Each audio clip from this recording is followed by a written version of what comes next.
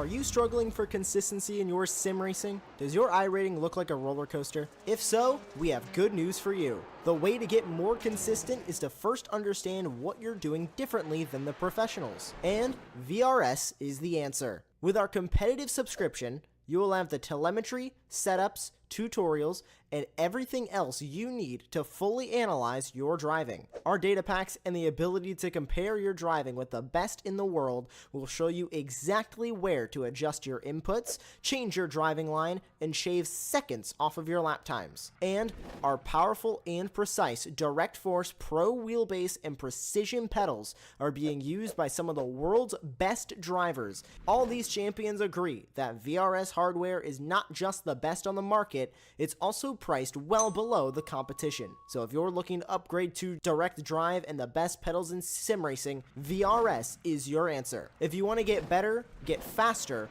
and make it happen sooner rather than later, you owe it to yourself to find out why so many people are switching to VRS. You'll be so glad that you did. Visit www.virtualracingschool.com and learn why the best use VRS.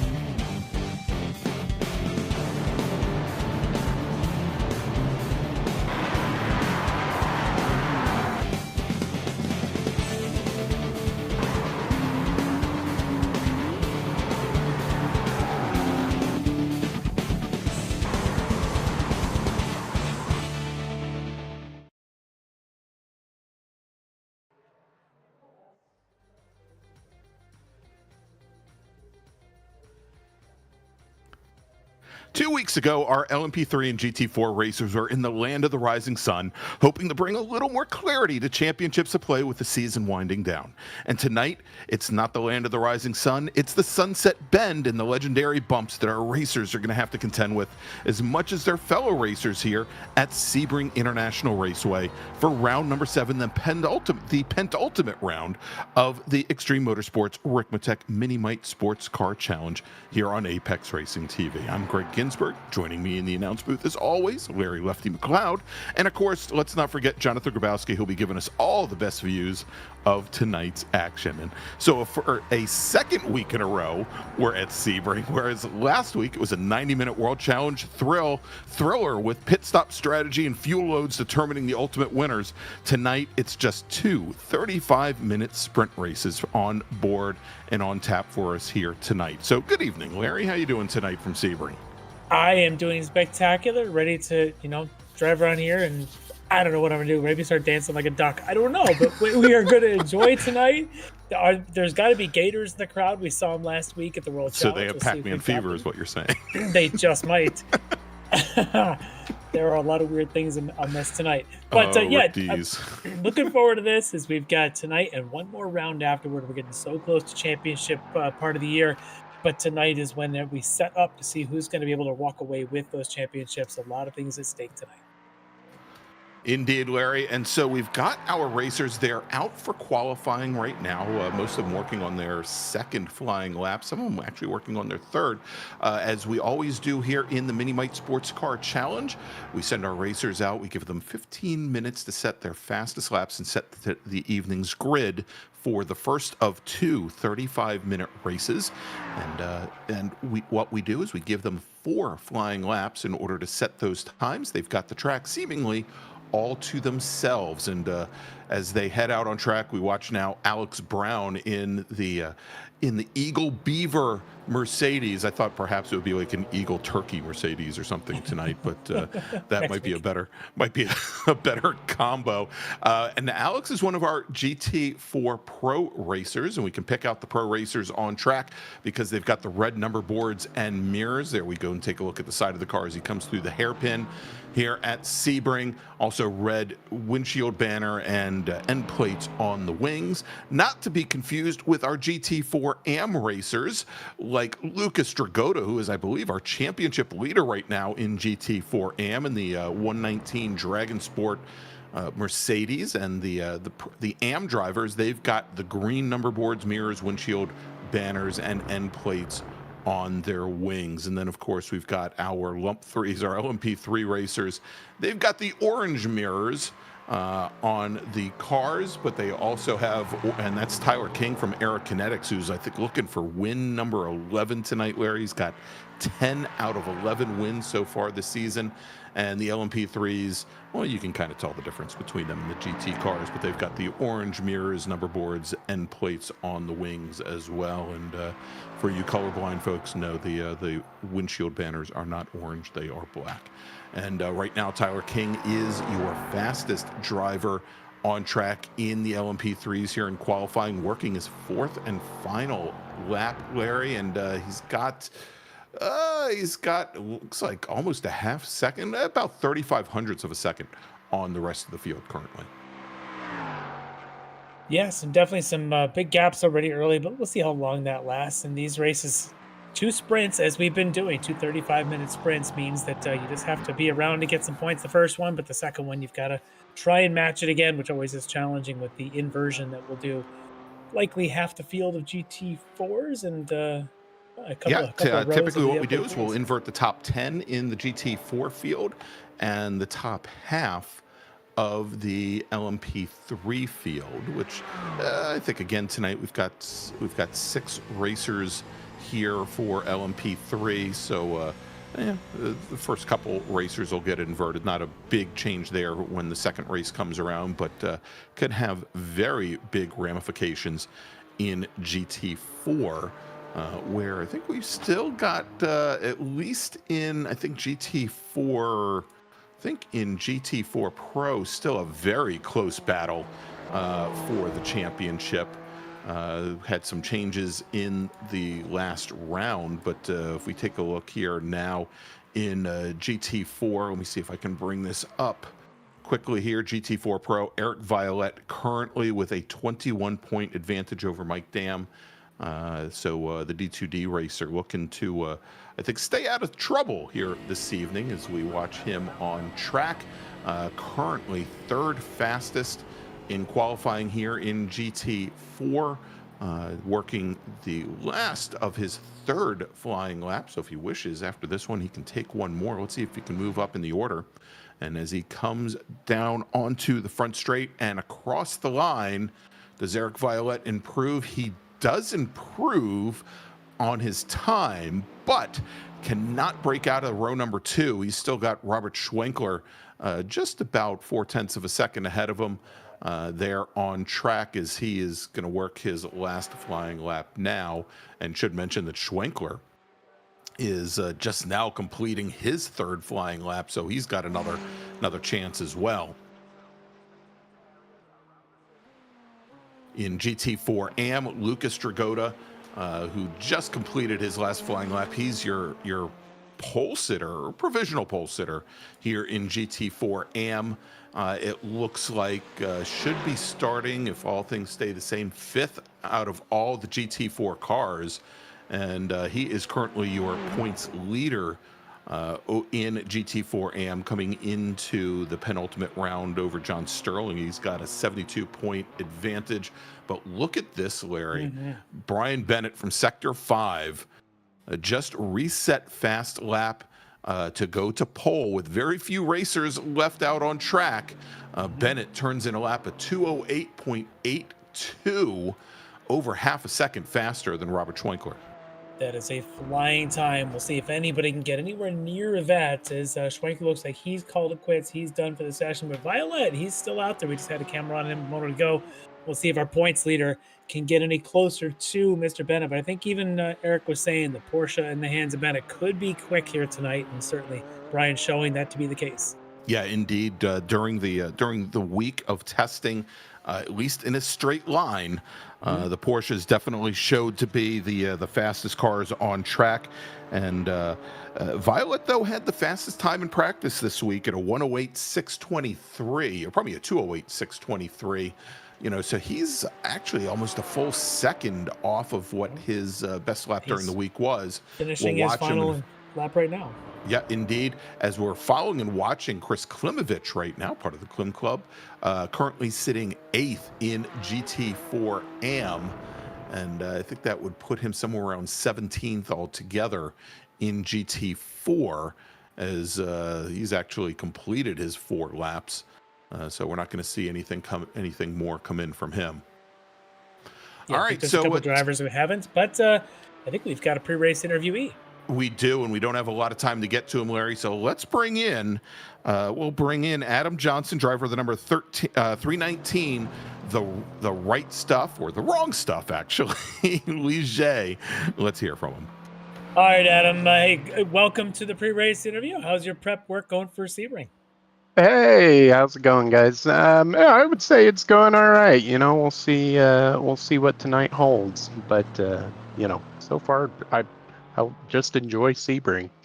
Yeah, you've got a decent qualified position. I mean, Tyler's been, Tyler doing Tyler things, it looks like. But you've got a bit of an edge on the rest of the field. Are you looking to, is this a race, get back in your form of a couple of podium finishes you had back in October?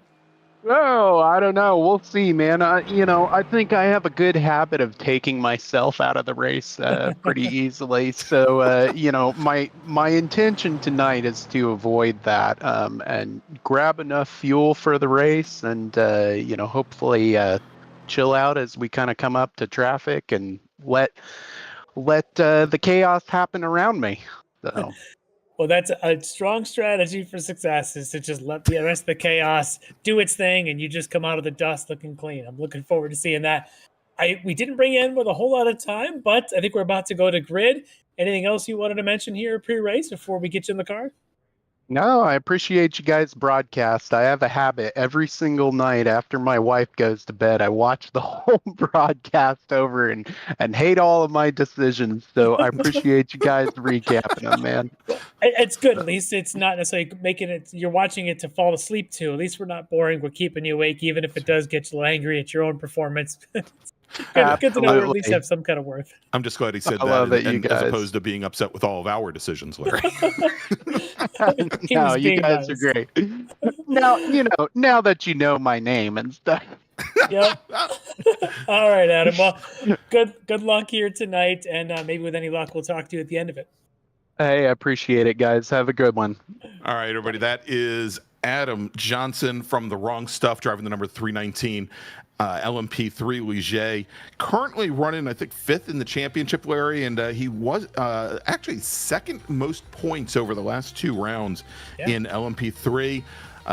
Our racers, out of the 8 rounds each season, they get 1 race that they can drop. Unfortunately for Adam, he missed the first 2 races, or the first 2 rounds. So he's kind of on the back foot, but we'll see how he does. Tell you what, though, why don't we, as our racers are getting gridded up and ready for their pace lap here for the first of 2 races from Sebring, why don't we run down the starting order?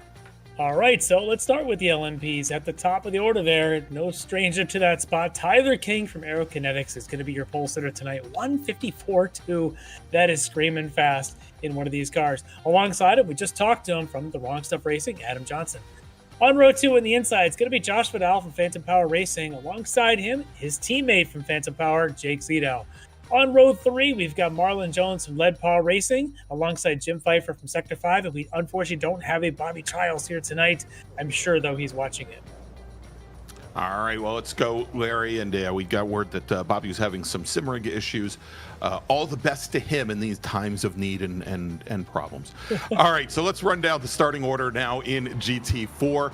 As we saw there with his final lap, Brian Bennett from Sector 5 Racing with almost a half second on the rest of the GT4 field. He's your pole sitter tonight, with Robert Schwenkler from The Wrong Stuff starting on the outside of row number 1.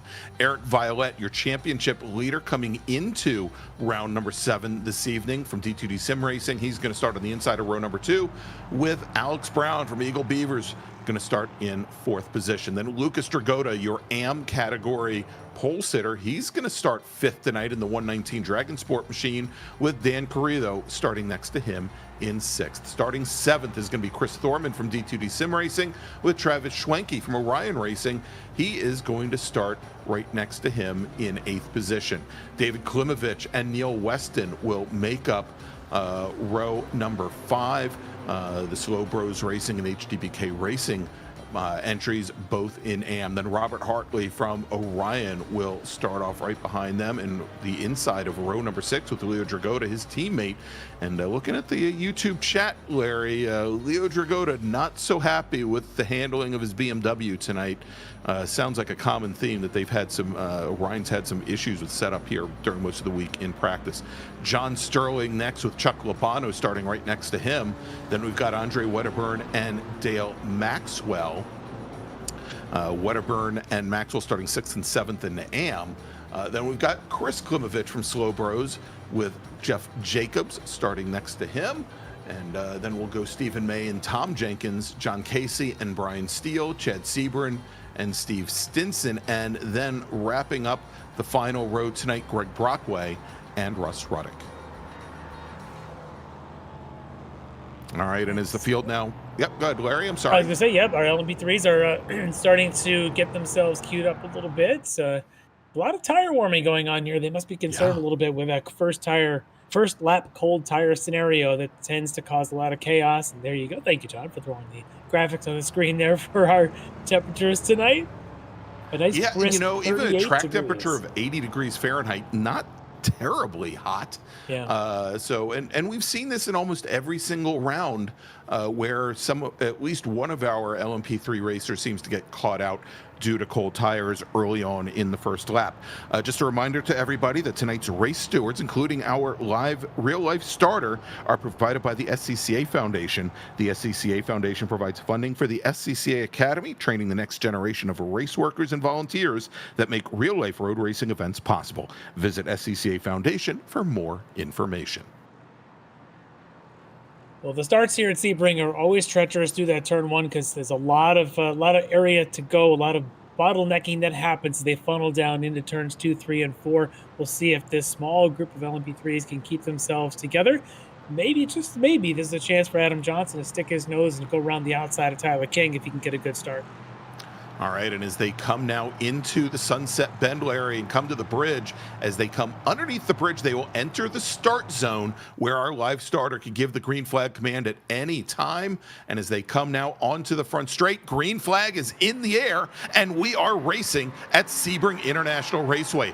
Tyler King, Adam Johnson, your front row. King from Aerokinetics jumping out to an early lead. He's looking for win number 11 this season. And now jumping to the inside, Josh Vidal is going to go all the way around and comes. And he and the Kinetics car of King get together at the apex of turn 1. And what was going to be, looked like a great start for Vidal, all turns to not even at the exit of turn 1. Green flag in the air for our GT4 cars. And we've got Brian Bennett from Sector 5 weaves across the road, trying to open things up to ensure that somebody doesn't come down the inside of him. Robert Schwenkler right alongside for The Wrong Stuff as they come out of turn number 1 into the slight bend at turn 2.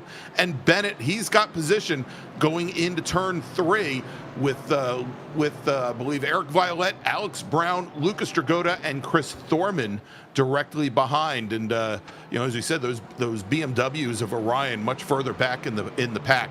Let's take a look and see exactly what happened to Josh Vidal here on the start. And Larry made a real late move to the inside coming into 1. But he's there. He is definitely there. And Tyler comes down. And I wonder if Vidal starts to drift away from the wall a little bit earlier than Tyler expected. I think we're going to get a different view here of this. But if you take a look, you'll watch Tyler take the move. He's got an entire car ahead of Tyler. In fact, Josh does. And you'll see him. He's there, but I don't know that he sticks the line all the way down. Looked like it should be enough. Tyler probably should have given more room. We'll see if the stewards take a look at this. I'm sure they are, though. Yeah, I would be surprised if they don't, but it does look like that car drifted out a little bit. And you know, Larry, not uncommon when you make a late move to the apex like that over at turn 1. It is somewhat bumpy there, and you know, again, we were talking about cold tires. Looked like the nose of that car just happened to push out a little bit just here as Tyler King now at the end of lap 1 has almost a second and a half on Adam Johnson and Jim Pfeiffer now as they work down towards turn 1 to start lap number 2. But so far, so good for Johnson, Pfeiffer, Zito, all in very close succession. Looks like Marlon Jones currently running 5th, just a little bit further back from that pack as they start their second lap. Yeah, that was a good start for Johnson. He had mentioned pre-race, Adam said he was going to try and just let the chaos go around him. He actually backed off and let that chaos go as Vidal spun in front of him, and there he is still sitting in second. But as we switch back over to the GT4s here, Lucas having a good run at it again. Your AM leader, several spots ahead of Neil Weston, the next fastest of the GT4s. Leo here right on the heels of another one of the Mercedes. Alex Brown, I'll tell you we talk about the struggles of the BMWs, not so much if you're driving a Mercedes, as Brown and Lucas both have got theirs up running strong here in the top 5. But look what Bennett's doing out in front of them. He's already pulling away from Schwenkler. Yeah, indeed. And, you know, we had seen, again, early on in practice that this week that the Porsches, as we mentioned, quite a bit faster than the rest of the field in a straight line. And I think, you know, with Bennett getting out to that early lead, able to take advantage that he hasn't been caught up. It hasn't had to do a lot of throttle modulation to deal with the rest of the field.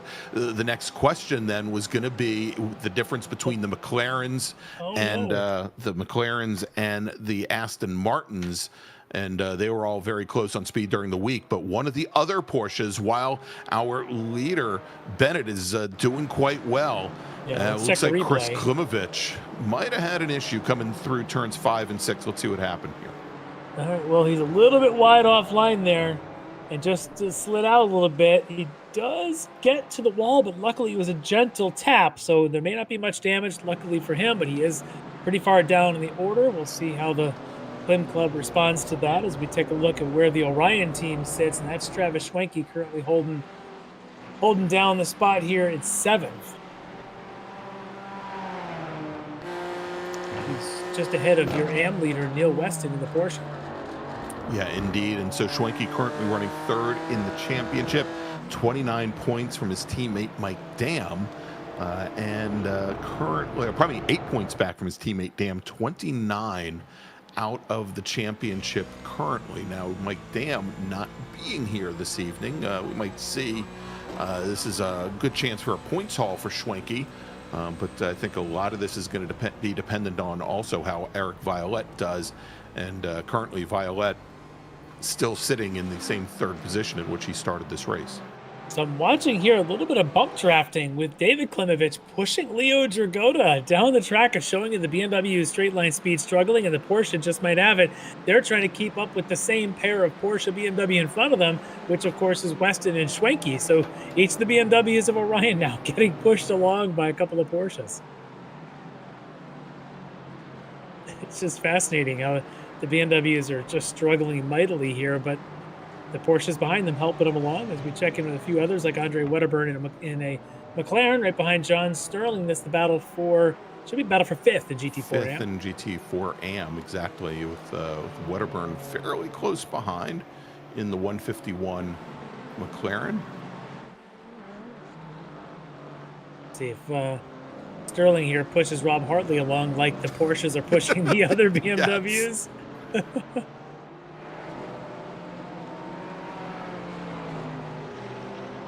Yeah, so I mean, in practice during the week, the word that we got was that the BMWs and the majority of the BMWs in the field are being run by Orion. Of course, we do have Tom Jenkins, Jeff Jacobs also in the BMWs, as well as Russ Ruddick. But the word early on was that the BMWs were, at least the Orion cars, were between a half and 3/4 of a second off of the pace, and they clawed back a little bit of time in practice today. But, again, we're seeing this once again where Travis Schwenke, is the fastest of all the BMWs, and he is currently, of all the GT4 cars, sitting 8th. And that could have championship implications there. As we look at the standings, you're kind of alluding to there with Violet being the leader coming in, but Damon Schwenke sitting 2nd and 3rd. Alex Brown in a Mercedes here, he sits in 4th. Leo Dragotta in another BMW sits in 5th. So Alex Brown and then Brian Bennett, who's behind a couple of more of the Orions, and Leo Dragotta, Rob Hartley. Bennett's another one that could benefit maybe from the struggles that are happening to these BMWs. So going into our last round in 2 weeks, there could be a bit of a shakeup here if these BMWs can't score well. Yeah, indeed. So, John, can we throw up the point standings currently in GT4 Pro if we can here? And we'll take a look at this. We talked about Violet, Dam, and Schwenke being up at the top of the leaderboard currently. But you said at the Eagle Beaver ride, Alex Brown, he is currently only sitting 8 points back from Travis Schwenke, is only 37 points out of the lead currently, and he is sitting 4th in the order right now. Again, both he and Bennett, I think, stand to make up a lot of ground. Bennett has had some amazing qualifying sessions. He just hasn't, typically in the first race, has had issues with getting tires up to temp, and he's had a lot of first lap issues. Tonight, not so much of a problem. He was able to get the car underneath him early on, and he's started to gap the field now by about almost 3 seconds. So we'll see how that plays out. Yeah, and with the format that we're running, of course, the 35-minute pair of sprint races, a car like the Porsche, what Brian Bennett's doing, even if he wins this first 35 minutes and starts 10th in the second, I look at that pace, say he's got a chance to maybe win both of these. Talk about doing wonders for his points championships coming into tonight in 7th. He's able to knock down a couple of wins. Who knows? He can certainly make a contention all the way up to maybe a season podium finish. But that's where things are going to get tight, as we just saw there from Alex Brown, Leo Dragotta, Rob Hartley, Brian Bennett, Robert Schwenkler, all of them so close on points that a night like this, it could shake things up. Indeed it could.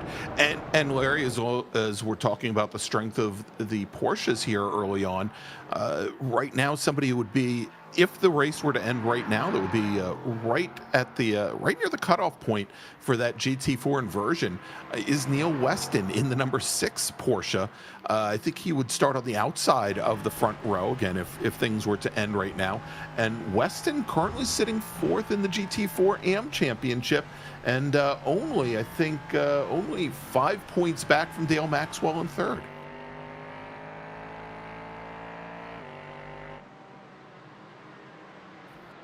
And look at this, Larry. This is your LMP3 race, and Tyler King, as he heads down into the Sunset Bend to complete lap number 5, and we anticipate that this race is likely going to go 19 laps for the LMP3 cars. He is now opened up almost 3.5 seconds on the rest of the LMP3 field.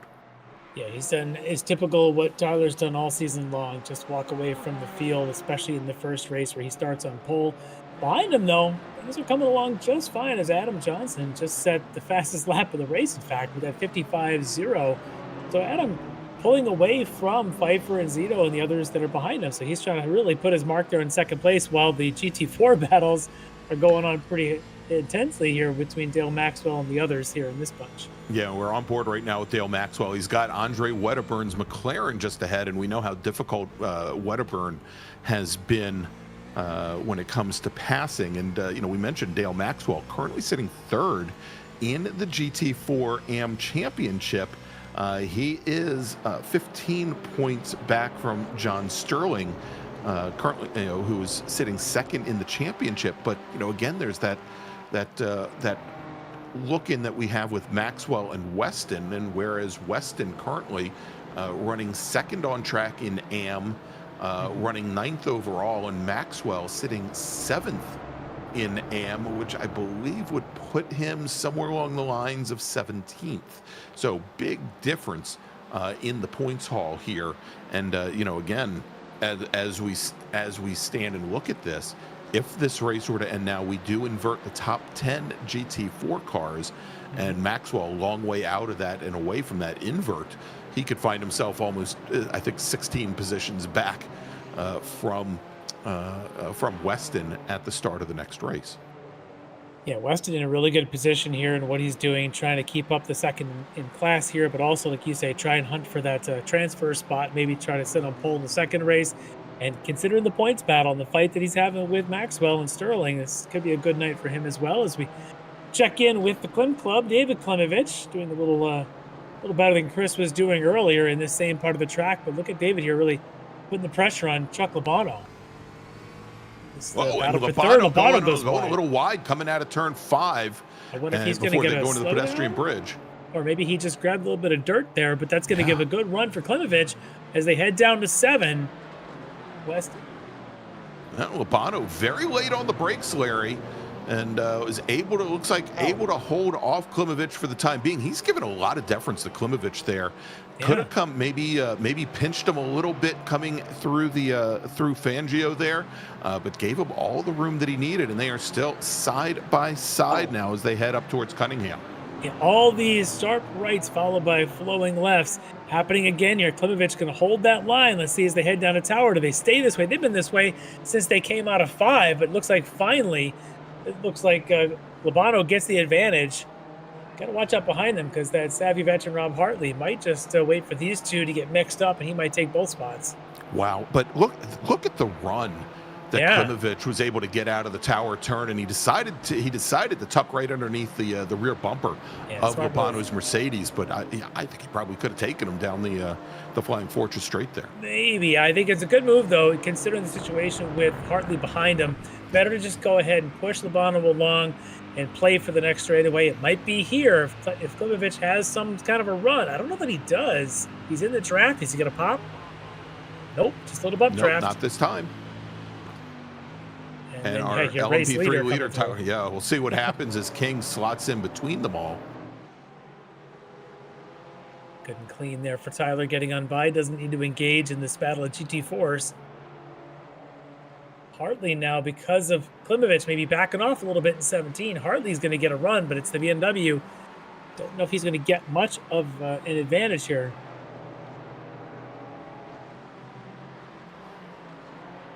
And Hartley did get a good run out of 1.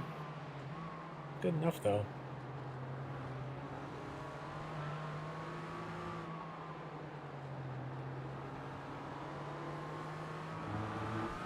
And even Hartley looks solid there coming out of the 4, 5, 6 complex there.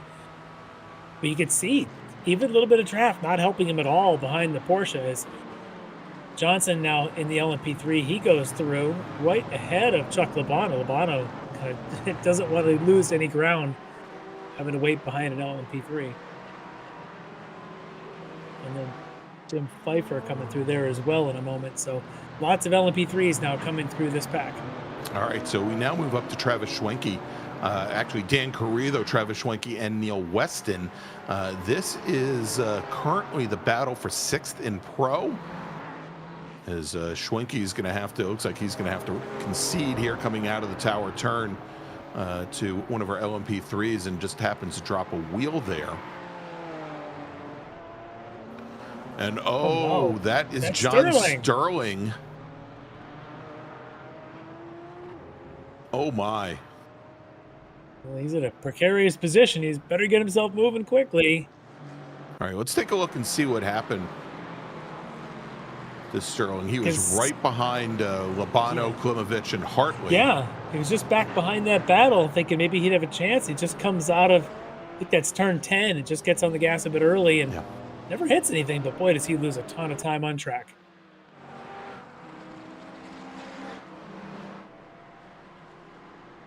All right, speaking of flying turkeys, Larry, let's take a look. I mean, Eagle Beavers, pardon me. This is now the battle for 3rd in Pro with Alex Brown in the yellow Eagle Beaver Mercedes challenging Eric Violette, who is currently running in 3rd in the D2D Aston Martin. And look at that. As Eric playing it smart with car positions, saying, sorry, Jim Pfeiffer, you're going to have to wait till we get through these S's. I'm not giving up any ground to let you through. And that's a smart move there for the veteran Violette.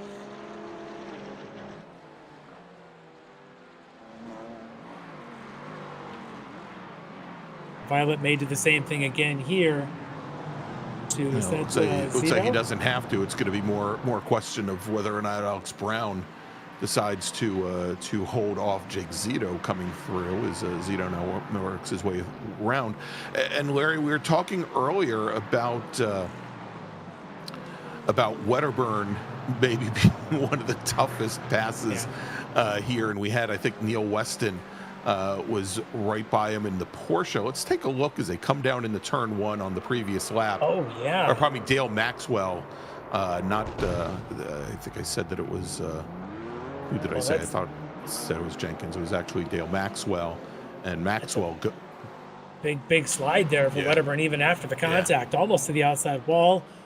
So that's an unfortunate incident there, but I just want to keep an eye here on Violet, who comes in again with the points lead in all this, and he's sitting here in third, but looks like Alex Brown continues to put the pressure on him, which tells me that maybe Alex, that Mercedes, has a bit of an advantage over the Aston here tonight. Just hearing Dale Maxwell, who was involved in the accident we just saw, was given responsibility and will be given a penalty for that. Yeah. Drive-through penalty for the Porsche driver. Yeah, and let's see here. I'm looking to see where Brown stacking up again, 4th in the championship right now. Again, only 16 points behind Mike Dam. Brown's got a lot to fight for here. Sure does. And again, Violet was thinking, well, my main challengers at this point are the Orion BMWs that I can maybe take it easy, but I think with a couple races left, with 2 races tonight, with 2 races in 2 weeks, when we head to I think Zolder for the series finale, this isn't really a time where he can relax. Well, I think he is playing it somewhat smart. You look at the overall points. We show the standings. I don't need to show this again. We know he's in the lead. But if you look at where his finishes are, he's got a couple of wins. He has a 4th and he has a 5th. That's a strong resume when it comes to adding up points for the championship in the end. Is this little battle of Leo Goda and Chuck Labano now coming out of a hairpin. And there's the Mercedes able to pull up alongside there and hold that advantage, and nothing Leo can do. And we're going to roll back a little bit here, Larry, because there might have been contact as they came down into turn 1. Let's take a look here. No, maybe not turn 1, maybe going down into 3. Let's watch them develop here and see how this builds, because, right there is where it starts. Leo had the advantage. It goes wide of the exit one, slows down a little bit, and that gives Labano the chance to close that gap. But as we know, something happened when they got all over the hairpin. Leo looks like a little bit sloppy through here, and that again gets him a bad exit as he heads through the curve towards 7. Look at Labano at that Mercedes power. Leo's going to defend. See how close they get. From very far to the inside there. Yeah. Well, let's see if there's contact. It's minor there. That's good racing, you ask me. Even if there was contact, that's pretty solid racing. Giving each other room. That's good stuff. Yeah, nice sequence. Yeah. And that's just one mistake in the BMW by Leo Dragotta, and Labano just pouncing on it and saying, I think I can take this, and he does. But going back to the points for a second, I mentioned Violet's worst finishes that are scored right now are a 4th and a 5th. So if he can stay in the top 3, he continues that trend of podium all the way down to 5th. Whereas you look at someone like Alex Brown, who's also got a couple of podiums, but he's also sitting on a 7th and an 8th earlier in the season. He desperately needs to get ahead and get those top 3 points. If he can get them, that'll help his points totals as he tries to chase down Mike Dam or Travis Wenke. So it's at this point, Violet can afford to give up position, but it's definitely Alex Brown that needs that position. As we're watching now, Chad Sebring in the 199 Mercedes. He's currently running 11th in AM. Russ Ruddick in the green and white BMW directly ahead.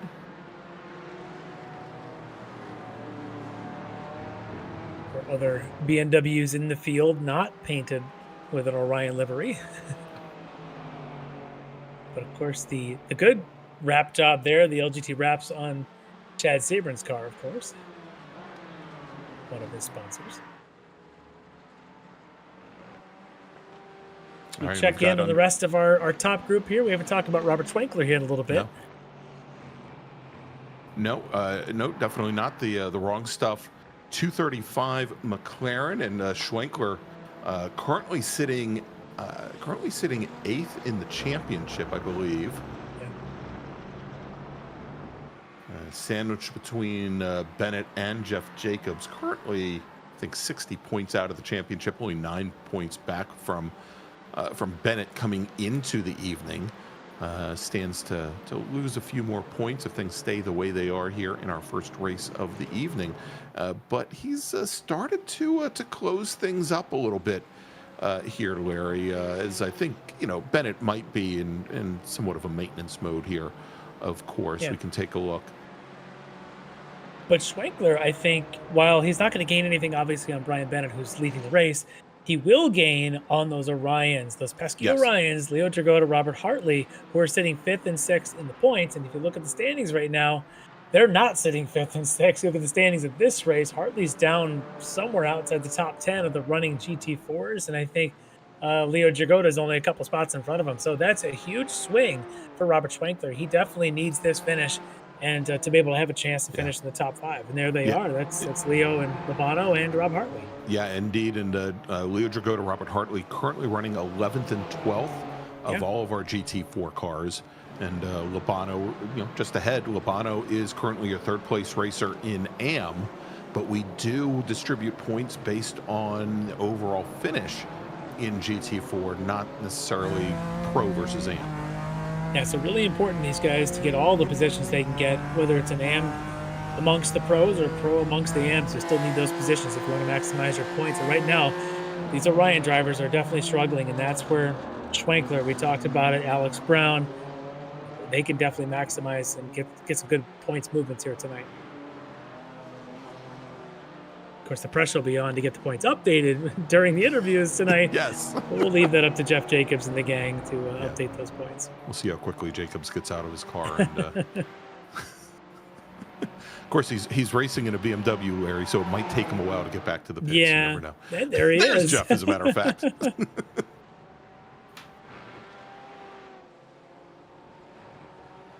Just ahead of another one, Tom Jenkins, in fact, in one of the midfield motorsports entries. A BMW. There he is. And then, of course, Brian Steele, I think that is right behind them in one of our Porsches.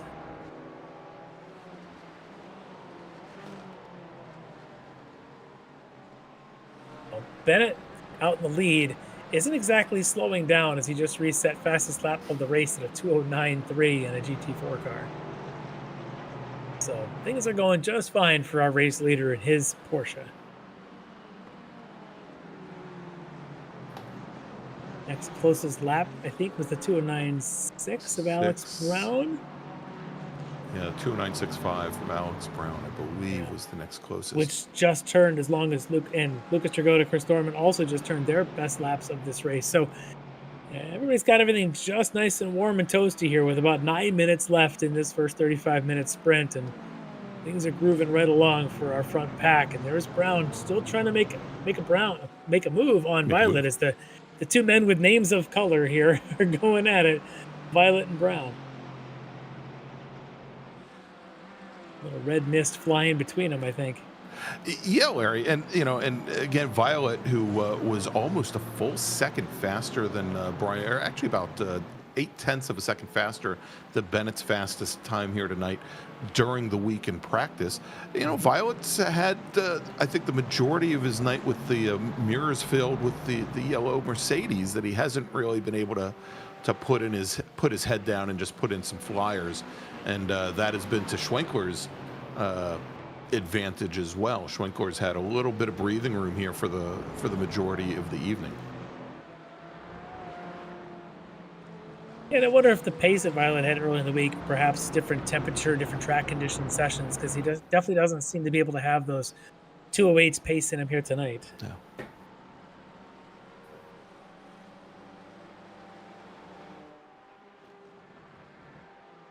As we jump back with David Klimovich here.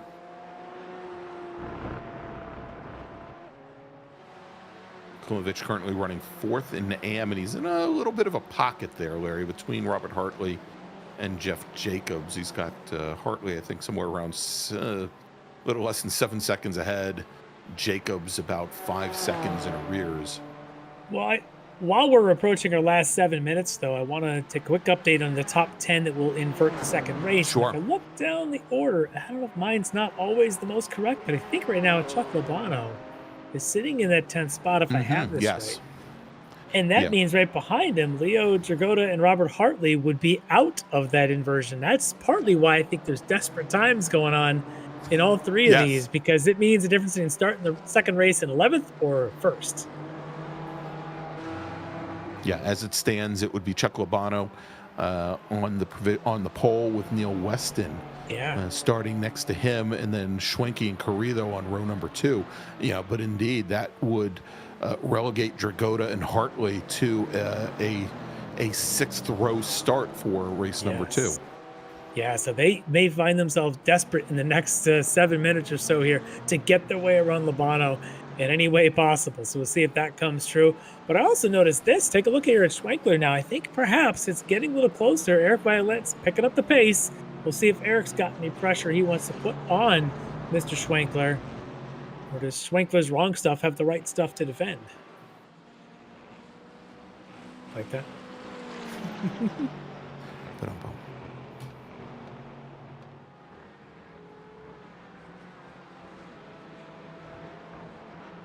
Meanwhile, a little shout out to Jordy Fike, who's being our production assistant on the ground here.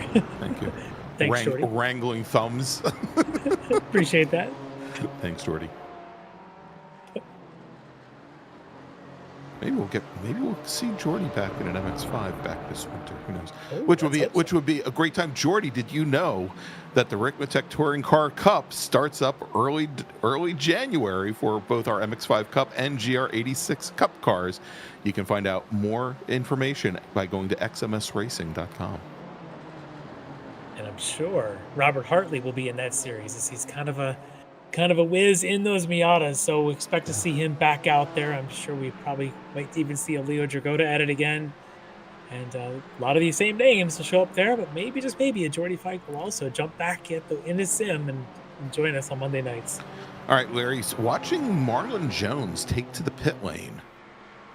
Actually, he's been there for a couple minutes now, and he's just now, I'm seeing him drop through the order as the couple laps advantage he had over the GT4 cars disappears. Let's take a look and see what may have happened, because he's been in the pits now for a little bit over 3 minutes. Well, that's turn 17, and that's a mighty twitch followed by a second twitch, and that is a mighty hit.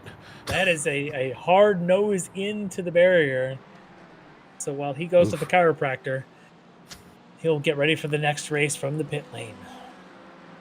Ouch. I hope he doesn't have a motion rig, or he might have just gotten ejected from it. Yeah, exactly. All right, Violet continues to pressure now from 3rd place to try and get past 2nd place Robert Schwenkler. They've lost sight of Brian Bennett and his Porsche for the lead, but battle for 2nd is pretty intense here. And even your AM leader, Lucas Dragota, is in this fight for 2nd overall in this thing, with now less than 5 minutes to go, just a couple laps left here in the first round. Doug Klimovich from the chat said he felt that. Yeah. Yeah. Yeah, that was a hard hit.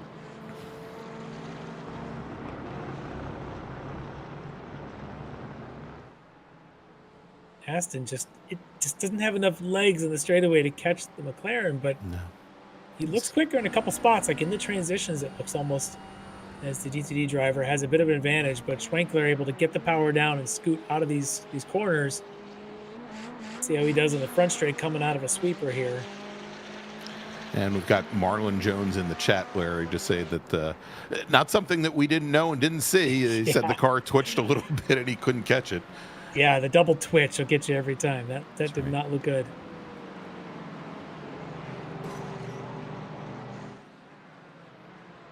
Now Marlon just take a couple of ibuprofen and get ready for the next race. All right, again, back in these transitions, this is where I think the Aston looks very good as he's almost right up on the bumper of the McLaren. I just don't know if he's got enough grunt at the first part of the straightaway to stick with the McLaren. View. As they've got race leader Tyler King, who wants to go by, but I think he's recognizing the situation. He's just going to wait till straightaway. Look at Schwenkler run a little wide there. Look at him off track. I don't know if it's going to ruin his momentum there now, as Violet's going to try and make a move, but Violet's got to worry about that. And you saw where Violet just shot over to the left in deference to our overall leader Tyler King, and King wisely as they come through Cunningham stays as far away from these GT4 racers as he can. Eric Violet probably wishes he had run a little bit wider there coming out of turn 10, because Eric was right, or out of 7, I should say, before they got to 10. I think Eric was expecting to be able to make a move, and suddenly there was an LMP3 there, and that may have ruined one of his better chances he might get in the next 2 laps before this thing goes checker. That's going to frustrate Eric a little bit. We'll see if he can get that momentum back again through these S's, these Le Mans S's. He's able to get a little closer. But this is where that McLaren just puts the power down and scoots and boogies away. Yeah, I mean, if there was any saving grace, Larry, is that it backed Alex Brown a little bit off of Schwenkler as well. But we shouldn't sleep on Lucas Dragota, who is sitting in 5th currently, and he's had that Dragon Sport Mercedes right on the back of Alex Brown now as this race starts to head into its waning laps. Yeah, well, no car advantage, of course, between those 2 Mercedes to each other. But if there's any opportunity, I think you might even see Alex Brown make that move. I talked earlier about how he really needs a higher position to get as many points as he can if he wants to finish the top 3. Alex being the one needs these the most, I think, out of this group. Hey, Larry, here's a big development now. Chuck Labano coming down the pit lane. Oh, boy. And so that now moves Robert Hartley and Leo Dragota, I think, up into the transfer spots. Might actually put them on the front row for race number 2. That is crazy. Did he just not fuel? That's exactly what I think it was. He was in his pit box for 8 seconds, and I think it was just a question that he didn't have fuel to make it to the end. Yeah, as he comes in with about 3 minutes to go, and I do wonder if perhaps he didn't fuel for the full amount. That does move one of these 2 up, but not the other, because there goes, that's the replay of Labano pulling in, but now you've got that battle of teammates for the potential transfer spot. But let's go back to this, because this is a position here, 3rd fighting into 2nd. Violet's back at it, the same part of the track we saw earlier. Yeah, and we just saw Jim Pfeiffer come underneath there as well and separates them once again as they come into the tower turn. All right, so Larry, I believe Tyler King, who's coming down the Ullman Straight right now, he's heading towards the Sunset Bend. He should see the white flag this next time across the start-finish line. Yeah, 1 more corner to go, and he'll get that white flag with a pretty comfortable lead of almost 6 seconds over Adam Johnson. But nobody around him. That's got to feel good one more time around Sebring. But let's get back to that other battle we were with. There we go. And I'm looking for lump 3 cars, Larry, and there's one stalking back there at the back end of the straight. Yeah, well, Eric Violet's going to start referring to them as 4-letter class cars, because he's not going to be happy about things. But he's got 1 more lap, 1 more chance to do it. He's going to have to nail the 2, 3, 4 section here at the opening part of the lap if he thinks he's going to catch him. Wow. Oh my gosh, how late on the brakes can you go in the one, Larry? Look at this move. Look at this move by Eric Violet as he just comes from just absolutely nowhere to outbrake Schwenkler. Something's up with Schwenkler. That looks like he just spun. But I'm wondering if he spun also going into 3, but we also had Alex Brown go around him as well. Yeah, and I think Schwenkler may have run out of fuel on the last lap. The way Schwenkler came down the straightaway and never turned in tells me he already had a problem on the straightaway, and Violet just pounced at it. So now behind him is those 2 Mercedes, currently now sitting 3rd and 4th. That's going to be Alex Brown, Lucas Dragota. Those guys are happy for a big points haul. But don't count out Chris Thorman. He's another one that maybe could pounce here. Of course, the teammate to Eric Violet from D2D. All right, so Larry, that now puts Robert Hartley into the game here. It does. As he is now sitting 8th in Pro, 10th overall. And we may have an Orion 1-2 on the front straight as we jump back over to Tyler King. And Larry, he's just got the Ullman straight here and one more turn, albeit a very difficult turn. Ask Marlon Jones. The Sunset Bend. And Tyler King takes win number 11 on the season for Air Kinetics. Great win here as we wait now. Adam Johnson's run a very steady race. He comes across the line. He'll finish second in LMP3. And we assume that they're the only two racers left. It's going to be, there we go, Jim Pfeiffer in that yellow and white number 00. He should come home in third with Jake Zito in the purple number 19 machine, finishing in fourth. But right behind Pfeiffer, that is the Sector 5 machine of Jim Pfeiffer, and he is going to win race number 1 in GT4 Pro with Eric Violette. You're finishing second in his Aston Martin. And look at this, look at the move there. I think is Lucas Dragotta. Yep, I don't know if he was thinking that he'd get around Alex Brown, but he appears very, very happy. He finishes just off the podium in fourth, but takes the win in GT4 Pro with Neil Weston coming home in second. And look at this. I think we might have a Klimovich possibly finishing third. But Klimovich, I think, Larry's going to finish just out of the transfer spot, going to start 11th here for our second race. So as they come across the line, let's try and make sense of it. I think what we're going to have in GT4 is Hartley and Dragotta on your front row, Weston and Schwenke on row 2, Carrito and Thorman row 3, Lucas Dragotta and Alex Brown on row 4, and then your top two finishers here in GT4, Eric Violette and Brian Bennett. They'll start 9th and 10th in row number 5. All right, let's do this, Larry. Let's take a quick break. We'll thank some of our partners and sponsors, and when we come back, it's race number 2 here from Sebring International Raceway, where you're watching round number 7 of the Extreme Motorsports Ricmotech miniMite Sports Car Challenge on Apex Racing TV. We'll be right back. Ricmotech, high-performance sim racing equipment. Whether you're just looking to have fun, train for race day, or become a serious esports competitor, Ricmotech has you covered. Hundreds of name-brand parts. Support from experts that love sim racing. Trusted by the pros. There's only one place to go, Ricmotech.com.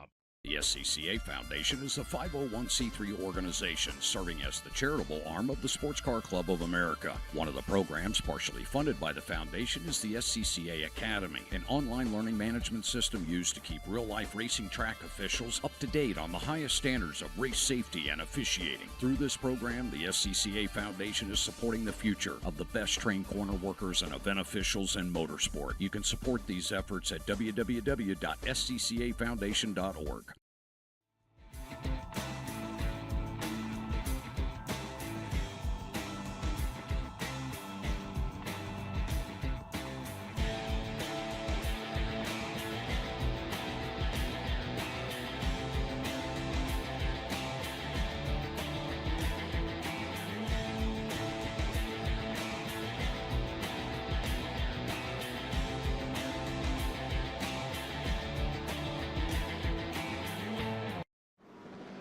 The search is over. The most comprehensive league scoring solution is here, with the ability for multi-level championships, custom incident tracking, post-race time penalties, support for heats, drop weeks display, multi-car team scoring, advanced web widgets, rookie championships, a custom paint system, and load those results in seconds. Visit extremescoring.info today. Ricmotech, high-performance sim racing equipment. There's only one place to go, Ricmotech.com. And welcome back to Sebring International Raceway. It's round number 7. It's the penultimate round of the Extreme Motorsports Ricmotech miniMite Sports Car Challenge here on Apex Racing TV. I'm Greg Ginsburg, along with Larry Lefty McLeod. And as we have some of our racers out for a warm-up before race number 2, Larry, let's take a look at how things ended up here in our first of 2 35-minute races.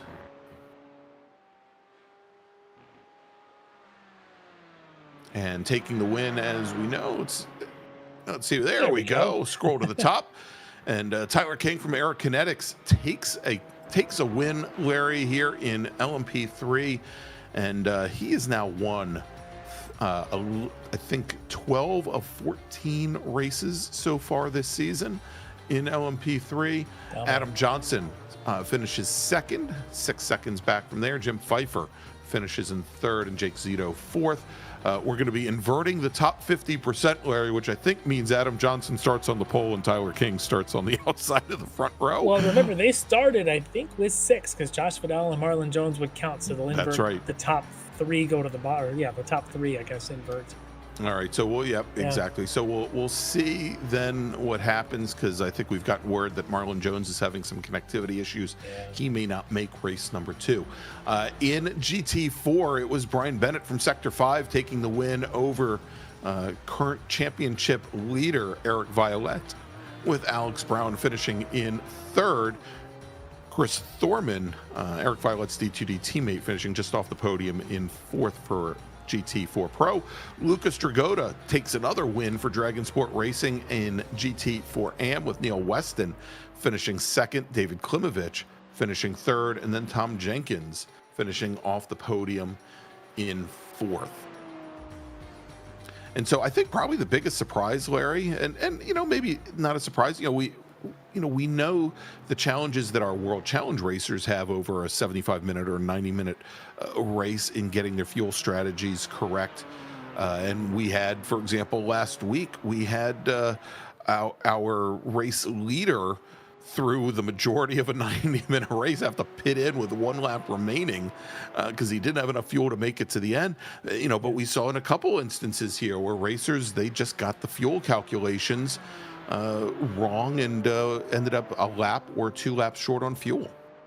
Yeah, and it's a tough gamble that they make when they set their fuel before they go to grid to start. But I'm sure now that they've done it and we've run a 35-minute race, they know what they need to put in. But I do feel bad for Chuck Labano, for Robert Schwenkler, both of them, who ran out of fuel there with just a lap and a half to go. That is tough. Schwenkler losing out on a top 2 finish is just huge for his points, and that's tough to see. I'm sure he won't make that mistake again. Unfortunately, he'll be starting near the back, and he'll have to work his way up, but we'll see how that goes for him. Yeah, and in the case of Labano had there was a chance that he'd find himself on the pole for race number 2 if he had managed to hold off the 2 Orion teammates behind him, and again had the pit for fuel with 2 laps to go. As we have our racers heading out on track and starting to grid up, and again, this is when we start to see the repositioning, Larry, because iRacing does not grid them in that inverted position. So again, we believe that it is going to be, from the looks of it, and it looks as though both Marlon Jones and Josh Vidal have not joined the session. So it looks like in LMP3 it will likely be Adam Johnson on the pole with Tyler King on the outside of the front row, and then Jim Pfeiffer and Jake Zito making up row number 2.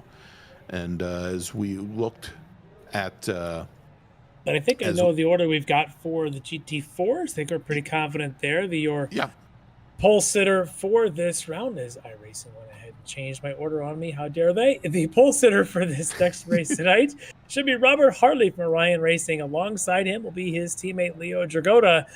They will be just out ahead of Neil Weston. It's going to start on the inside of row 2. He's out of the AM category, finished second in AM in the first race. He'll be alongside another Orion driver, Travis Schwenke. Row 3, it's going to be Dan Carrito in his Porsche alongside Chris Thorman in one of our Aston Martins. Row 4 should be Lucas Dragotta in the Dragon Sport Racing Mercedes alongside Alex Brown. And then finally on row 5, Eric Brown on the inside and your race 1 winner, Brian Bennett, on the outside. Then we move to row 6, where we should have David Klimovich and Jeff Jacobs. Following them, Tom Jenkins, Brian Steele. Andre Wedderburn, Stephen May, Chuck Labano, and Steven Stinson. Chris Klimovich, after his lap 1 spin, ends up starting this next race in, I think, 19th. He'll be alongside Chad Sebring. Then you've got Russ Ruddock and John Casey. Following them, John Sterling and Robert Schwenkler, who had that fuel issue there.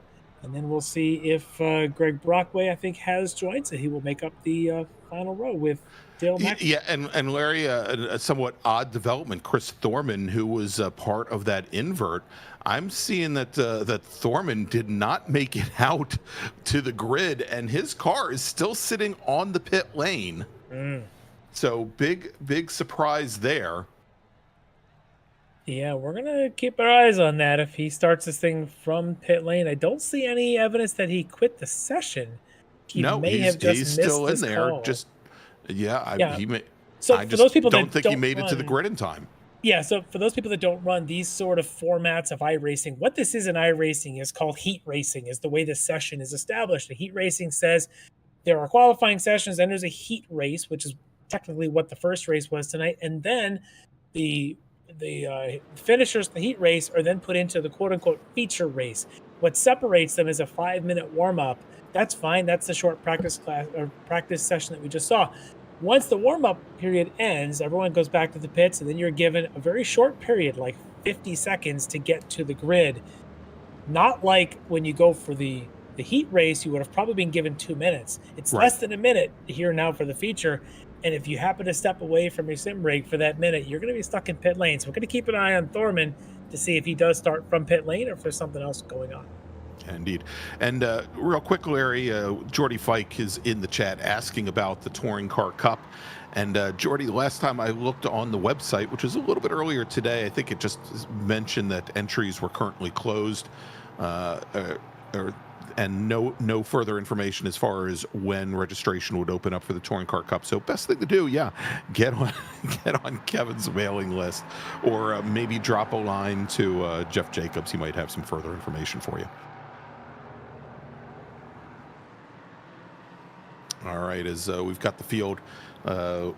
Still, the GT4 cars getting gridded up correctly there, but we see the LMP3s on the pace lap. And did you notice it is Jim Pfeiffer who will be the pole sitter for this, ahead of Adam Johnson and then Tyler King. So they did invert the top 3. Yeah, exactly. And and I think part of that is Josh Vidal did make the grid that we did not think he was going to. It's good. That indeed put Jim Pfeiffer up on the pole, as opposed to having Johnson and King just swap positions on the front row. Yeah, it puts Josh Vidal with a Jake Zito between them to try and keep Josh Vidal away from Tyler King, as they had their turn 1 lap 1 incident. And it did not work out well for Josh Vidal. So let's see how long he sticks around, see if he can make a move to the front of this field.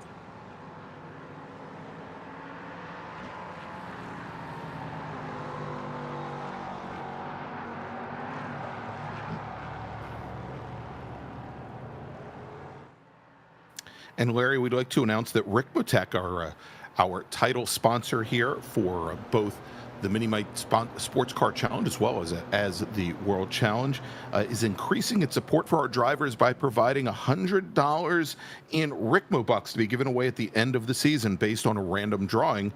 The Ricmo bucks can be spent on purchases at ricmotech.com. So good luck to all of our drivers with that great prize from title sponsor Ricmotech. That's another great prize they've given away. And in addition to being such a big part in sponsoring this series for us, and really makes a difference. It legitimizes who we are when you've got a sponsor like Ricmotech on board. So we appreciate their support. All right, so our LMP3 racers, led by Jim Pfeiffer in the pink and black 00 machine, they are gridded up for the second of 35-minute races. And the GT4 cars now looks like they're starting to form up as well as they come out of the Le Mans chicane and onto the Ullman Straight. Again, when our racers here come underneath the bridge here at turn 17 at the Sunset Bend, the live starter will take over the field and be in position to give the command to start here as they come onto the front row. And my mistake, Jim Pfeiffer is actually in the yellow and black 00 here as we are underway. Green flag is in the air, and Jim Pfeiffer and Adam Johnson side by side as they come down the front straight towards turn 1. Pfeiffer looks like he's maybe giving up a little position going in the 1 as Johnson runs very, very wide, and Tyler King's going to slot into 2nd. Jake Zito will slot into 3rd, and Johnson goes from the front row all the way back in the 4th position. Jake Zito, I think, had some issues, though, in that number 19 machine, Larry, as he's now fallen back to our GT4 cars. They now have the green flag. The 2 Orion BMWs on the front row, Robert Hartley, Leo Dragota, and Travis Schwenke directly behind as half the field seemingly goes off at the outside of turn 1. That's Bennett back there in the Sector 5, the race 1 winner. He had gotten that rough start. We're going to have to catch up with that in a second, as he may have actually even pulled back. Where is he? He was off a moment ago. Is that right there? That's Thorman. Yeah, I was going to say, I think Bennett is still up. I'm showing him as being underway now, Larry, but I think he's just getting out of turn 1 now, making his way down to turn 2. We'll catch up with him in a second. Yeah, his teammate from Sector 5 is leading this race in the LMP3s. That's Jim Pfeiffer, who's holding off Tyler King for at least a couple of corners here. We'll see how well Pfeiffer can continue while Adam Johnson's on that recovery. And we wait to see what happened to Jake Zito, who's, of course, a little bit further back from Josh Vidal now, currently up to 4th. You know, Larry, and as it relates to Brian Bennett, and we were talking a little bit during the break. Let's see what happened here. You know, Bennett, and there's Bennett in the white Porsche on the outside, and he touches with Carrito, and then Bennett spins. And Jeff Jacobs avoids. May manages to go around him. That's for Stephen May, and then Bennett disconnects. And Larry, I'm seeing now that Robert Hartley has fallen back as well. Oh, as we had Hartley and Dragota, your 2 leaders, with Travis Schwenke. Let's take a look. Yeah, Hartley was your pole sitter for this, and now he struggles right here. Got help, so to speak, from his teammate pushing Hartley out of the way. Not the kind of help you wanted. That's what good friends are for, right? Yeah, exactly. Oops. All right, well, Tyler King has made his way around Jim Pfeiffer here for the lead in the LMP3s. Pfeiffer not going anywhere yet, though.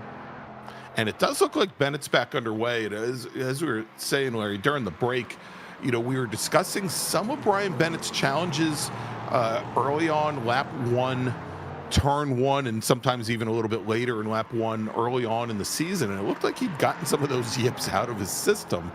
But most of those also were unassisted. And, you know, we'll see. He may run the risk of incurring the steward's wrath for that lap 1, turn 1 incident. Let's take a look here. They are going to take a look at that, but I don't see Bennett here. But let's see how these 2 BMWs now have Ryan Fair at the front of the field, as it already looks like Alex Brown's going to get a little feisty with them. I think that Mercedes has got a little bit more juice in the pot here to be able to get past these BMWs. Both Lucas Dragota and Alex Brown now right up behind the front pair of BMWs. And John Casey has come down the pit lane as well. Looks like he had an incident here somewhere towards the end of lap number 1. There's Casey in the blue and black Mercedes. And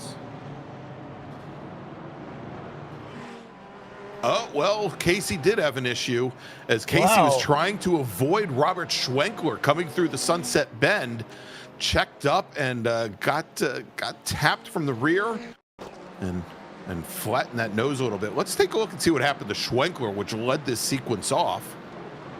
As Schwenkler came in, it looked like he had kind of lost it all on his own. Yeah, you know, it looked like he might have tried to poke to the inside to avoid the midfield motorsports BMW. Possibly, Larry, but you know, again, the rear end just stepping out on that McLaren and then gets tapped by a couple cars.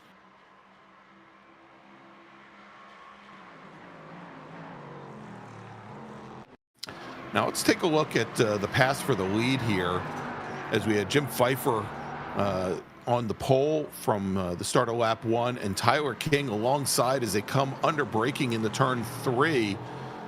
That's just solid there for King, recognizing that he's got an advantage on cut the short distance to the wall there in 1 and ran side by side until eventually Pfeiffer had nowhere else to go but to slot in behind.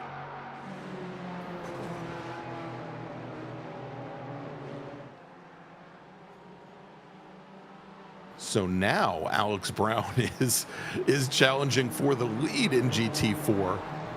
Larry, as Travis Schwenke, who was in the top 3 along with Hartley and Dragota just a lap earlier, has now lost 3rd position to Lucas Dragota. So you've got the 2 Mercedes running 2nd and 3rd, and Lucas, great position, is currently your AM leader.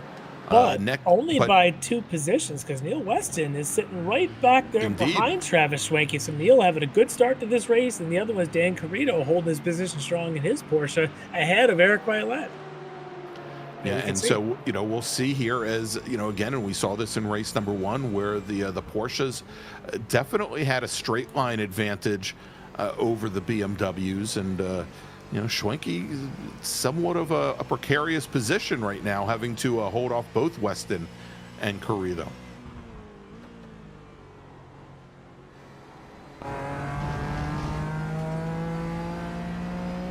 I will say the BMWs in the first race looked stronger at the end than they were at the beginning, and I wonder if that maybe is something that haunted Robert Hartley here at the start of this thing and maybe led to him end up being spun by his own teammate. But as we check in on the battle now for 2nd, it's Johnson trying to get around Pfeiffer. Looks like he's going to do it going into 7 in LMP3.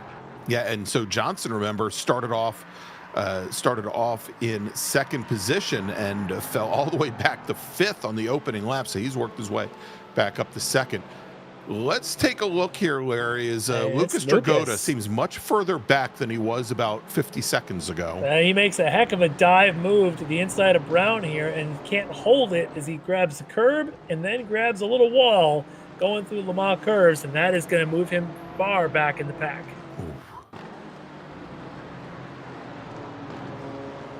And Larry, right behind there, let's watch Travis Schwenke as he comes through Le Mans and then onto the Ullman straight, because I think he runs a little bit wide through the dirt. Just a bit.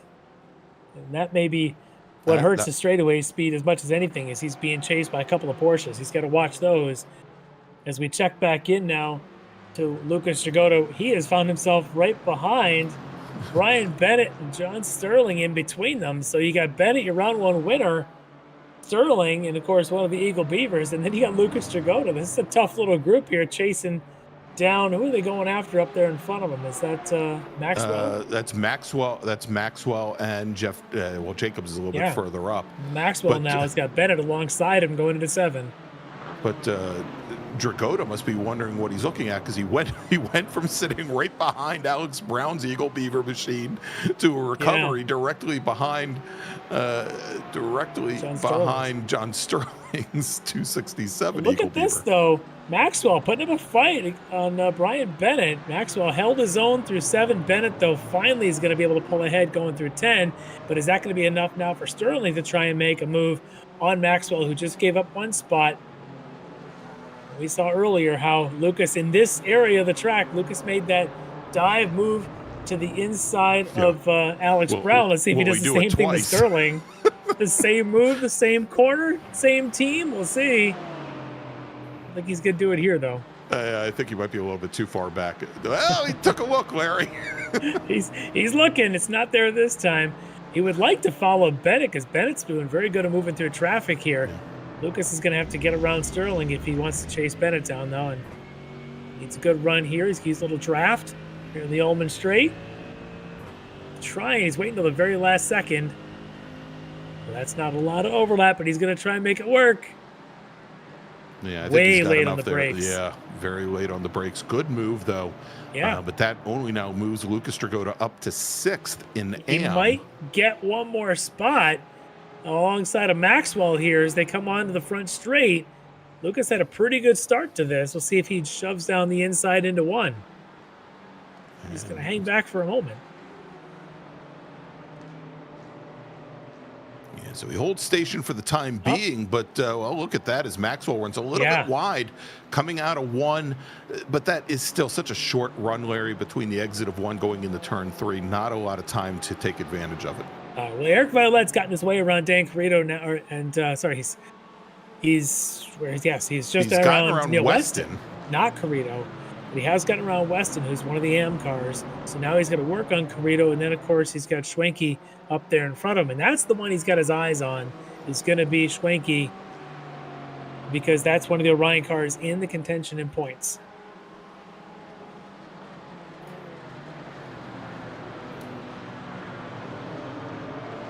Ooh, and Larry, this is an interesting development here in AM, as John Sterling has just received a drive-through penalty for incident responsibility. An incident with the 68 of Tom Jenkins, but I don't know if that's the car that they meant, because I think it's this one here with Maxwell. I think exactly. I think it was the 111. Yeah. And it was actually, interestingly enough, it was Lucas Dragota that dumped him. It wasn't the 267 car. Okay. Sterling was there. Sterling was in proximity, but it wasn't according him. to the log, Sterling was being investigated for an incident with Tom Jenkins, and I'm wondering if there's another incident that they're seeing, and not necessarily the one there that we just watched, of course, between Maxwell and Lucas. All right, let's take a look and see what happened with Tom Jenkins. And so there's the Eagle Beaver machine. And let's see if it is the last part of the S's. That's the one we're talking about. Yes. Yeah. That'll do it. That'll incur a penalty. So now I'm wondering, are the stewards going to take a look at the incident between Maxwell and the one we did watch and Lucas Dragota? All right, John Sterling coming down the pit lane now to serve his penalty. Well, that's going to take Sterling out of the way of Lucas. If he's not going to have to serve a penalty, that's going to help him a little bit if he's going to try and keep up with Brian Bennett in the chase through the field. Meanwhile, at the front of the field, where it's still Alex Brown, Travis Schwenke, Dan Carrito, in front of them, Leo Dragota, your leader of this race. A lot of action, Larry, in less than 15 minutes. This has been a frantic start to this second round tonight. Look at that train. What are there, 7, 8 cars in that train? That is quite a busy train led by Leo Dragota. Look at Carrito, though. BMW up front. Oh, with a dive to the inside. Carrito trying to get around Schwenke. Almost makes it work. Late on the brakes. I don't think Schwenke expected that, but look at the backup, the accordion it's going to make behind him. Meanwhile, Alex Brown's going to try and get a run here on Leo. Carrito may be doing it again. In fact, I just heard Carrito do a little "sorry, Travis" on the chat, so maybe he didn't mean to brake quite that late. But look at Brown here, trying to make some ground up here through the S's. I love those onboard shots. You can see the different lines through those S's.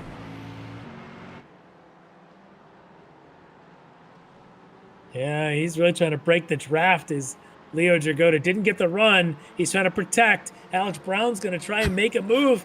Do we have a pass here in 17? No, not able to get around in time, Larry. What about Carrito?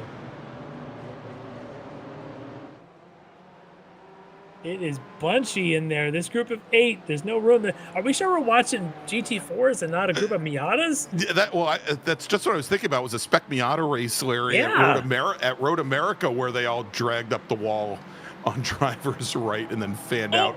Oh, as Carrito comes right up to the back of a very slow Travis Schwenke coming through turn 1. Both Orions in their BMW struggled right there. You had out in front Leo Dragota and then, of course, Travis Schwenke. And in both cases, nearly had to give up positions to Alex Brown and Dan Carrito. But here we are. Nobody's moved yet a position. But, boy, it's a whole lot of near misses.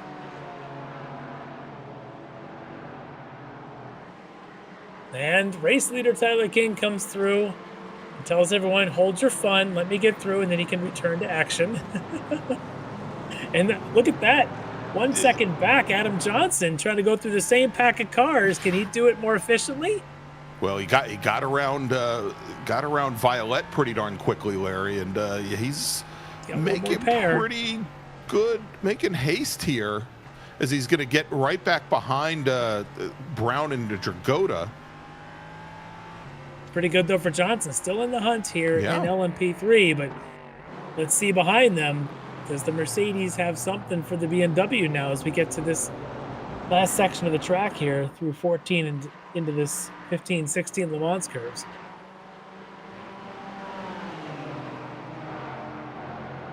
We'll see what happens now as Josh Vidal is going to come up through this field, coming right as they come into the Le Mans chicane. And there's a little bit of contact there.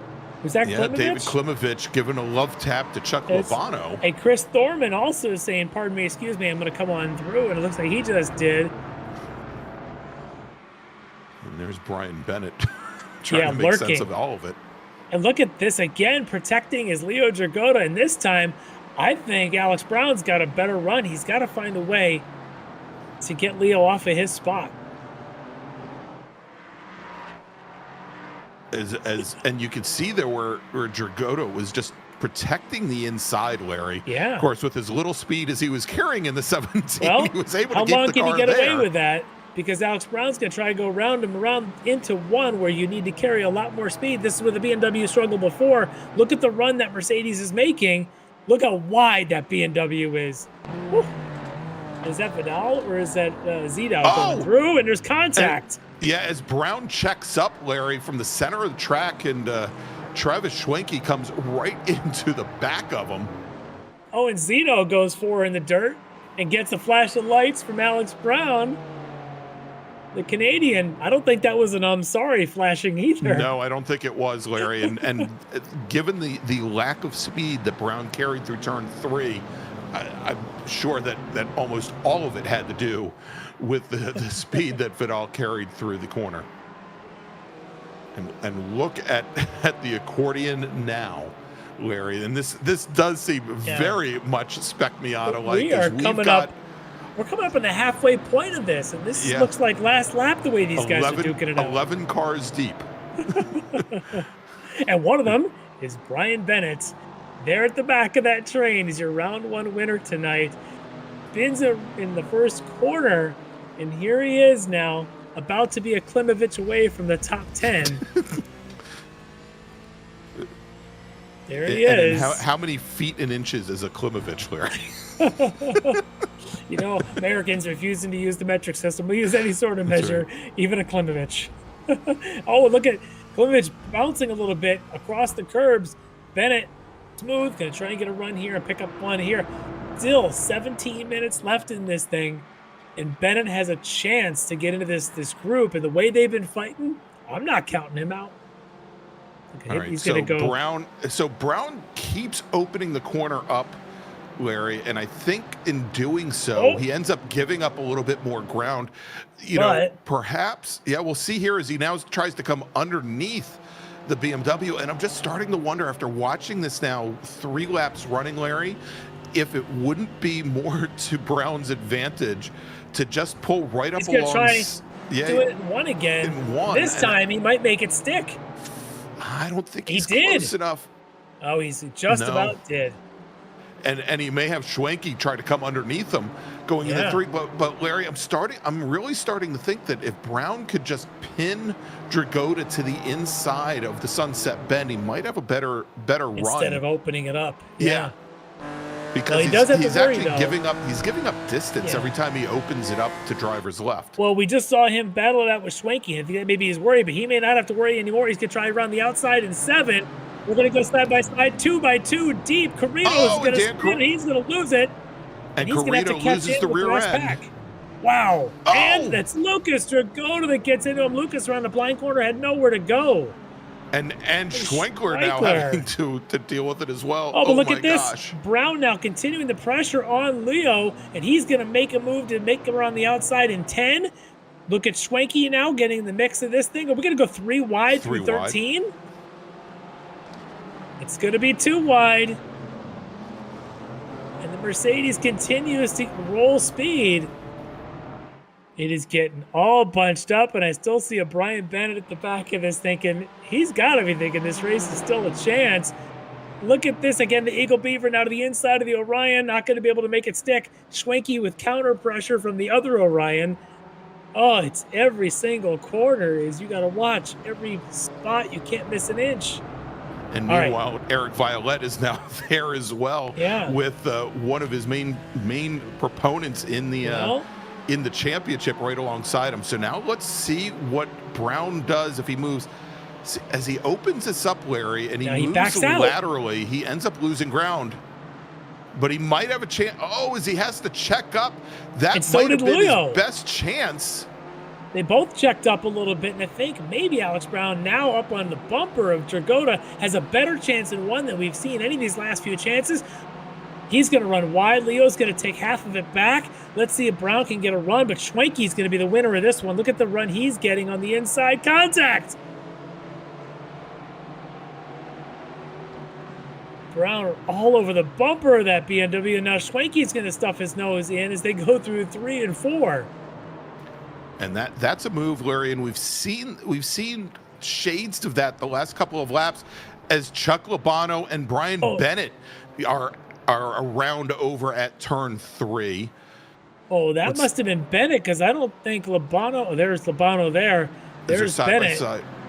And Bennett goes very, very deep. He's on the curbing. He's there, and I think Labano comes back at him. He must not have realized that Bennett had been in there. That's going to take those two out of that train of 10 cars. Yeah. Yeah, Labano was sitting right on the top of the curbing over at the exit of turn 3, and as he rolled back onto the pavement, the Porsche was there. As we jump back to the front of this train, which is getting ever shorter, Larry, as time goes on. To recap, you've got Leo Dragotta, Alex Brown, Travis Schwenke, Eric Violette, Neil Weston in AM, now your AM leader, Chris Thorman in the other D2D running 5th in Pro, 6th overall, and then David Klimovich is the last car in the train. But look at this, as Violette's going to make a move to the outside on Schwenke. Can he make it stick? Oh no, that's contact between these two. And Violette and Schwenke go around, Larry, and that was the same move that Lucas Dragotta tried on the last race. Look at this. The run he's getting out there, and he just doesn't have overlap. That's a little bit aggressive. That's probably a little bit too much, in my opinion, for Violette. I think maybe he caused that. We'll see if they take a look at that. So I think they are going to, in fact. And was that was who did we see? Which Porsche was that? Was that Dale Maxwell that we saw or go Klimovich around? Larry, big change here. I do not see an Eagle Beaver machine up at the front of the field, Larry. Oh, yeah. So this we thought was going to be a chance with the wreck behind him. And here comes Brown now, just 2 corners after that incident back there, and Brown takes himself out. Oh, that's huge. Oh. That's 3 cars out of this in 1 corner, essentially, with the incident there between Schwenke and Violet. And then right around the bend, you have Brown taking himself out. Now we're just checking in on where did Chuck Labano land, right behind Andre Wedderburn. And right behind them, you got Lucas Dragotta and then Travis Schwenke rejoins. So Larry, in what may be the surprise of the evening, now moving up to second in GT4 Pro, Chris Thorman, who did he not start from the pit lane tonight for race number 2? He did. Yeah. And now he's a little bit less than 3 seconds back at this point, and he's got Neil Weston and Andre Wedderburn behind. Perhaps in iRacing, the rookies, you preach to everybody start from the pit lane and let everybody else wreck themselves out in order to move up. For Chris, that's the strategy. Didn't he have this kind of the same thing? Didn't he have this kind of a race at Suzuka 2 weeks Suzuka, ago? Yes. Yeah, where just 2 weeks ago. You stay alive, good things happen. That's what's going on. Let's just check in with the rest of the field before we get too far in.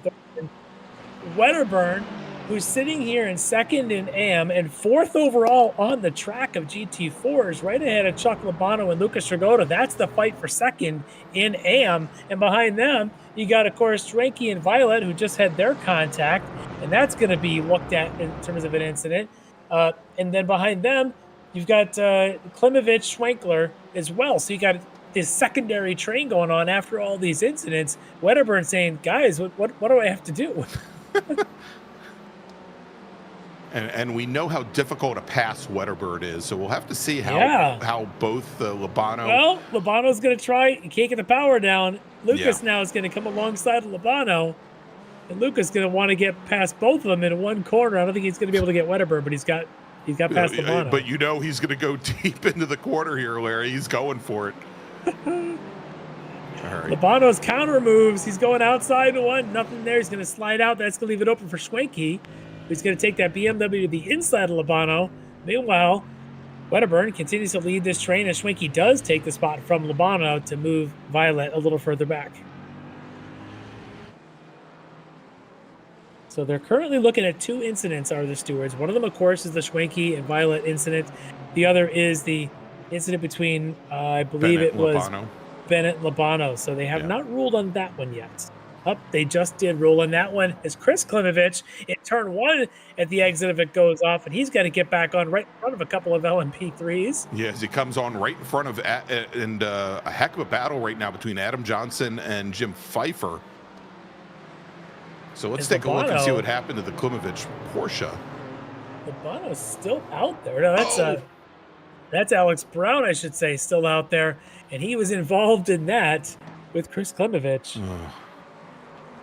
Meanwhile, the battle for second in LMP3 is nose to tail Adam Johnson, Jim Pfeiffer. They started on the front row. Tyler King was able to get around both of them, and he's now 7 seconds up the road, but this battle is as hot as anything on the track.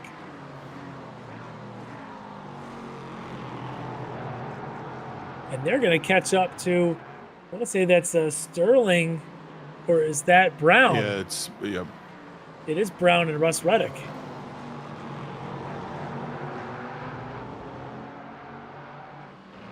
Ooh, and Larry, sounds like Robert Hartley's night has gotten a little bit more difficult. He has just been given a drive-through penalty for we'll just call it a bank shot, Larry. As he bounced off a couple of cars. Yeah, there's so many things these stewards are having a busy night. Yeah. And you can see how it starts for him. A little wide there. For Mr. Hartley just having a rough one here.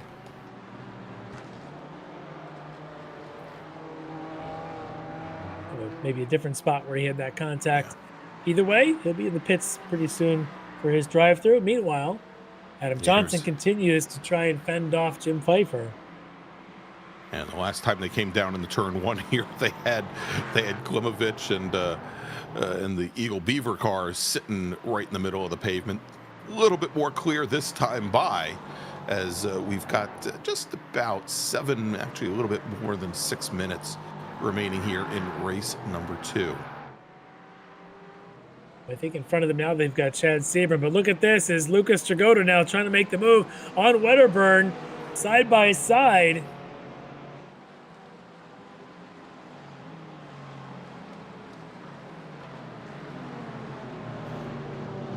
It looks like finally Lucas was able to stick the nose ahead.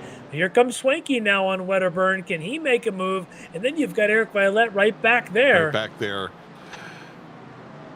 All right, as they come through the tower turn and onto the Flag Fortress Straight. So Lucas Dragotta now works his way up to second in AM, fourth in GT4. He's got about 8 seconds up to Neil Weston ahead, who is your AM leader currently in the next car up on track. And Wedderburn letting a few cars by. One of them is this duo of Schwenke and Violet. And then you got Labano right behind. Of course, Labano, I think, is actually a positioning class. I don't think Wedderburn wants to give that up. Labano's going to go a little turf there, though.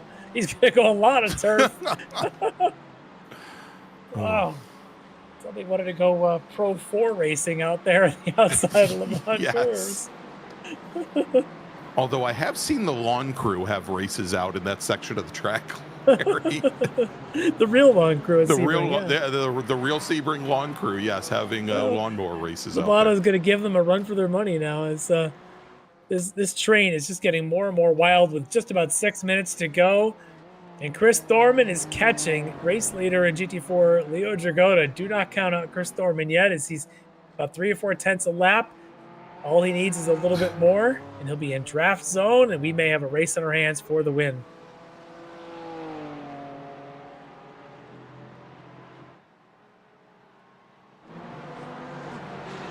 There's David Klimovich alongside Wedderburn.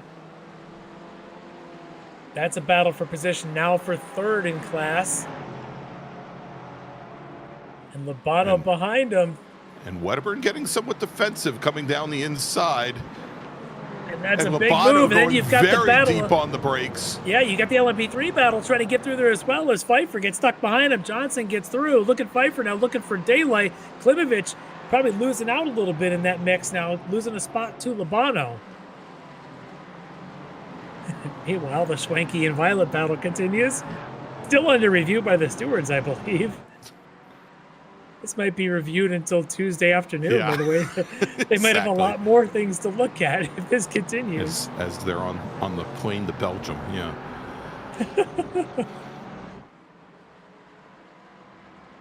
Schwenke doesn't want to give an inch. Violet wants to take that inch. I mean, this is the scene of the crime before. He's not going to make the move. I was going to say, we haven't gotten any adjudication on we the just previous. Did.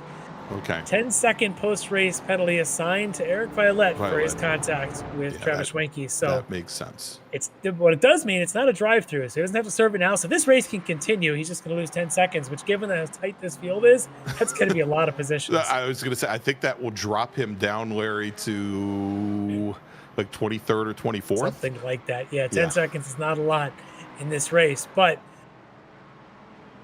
yeah. So out in front, though, there you can see it. Leo Jago, Chris Thorman, and Neil Weston, who's your AM leader, having a good run here. All three of these are still in the mix for the win, but look how much time Thorman just took out of Leo Dragota. He took out about 7/10 of a second on the last lap alone. Now just 8/10 back with probably 2 laps remaining.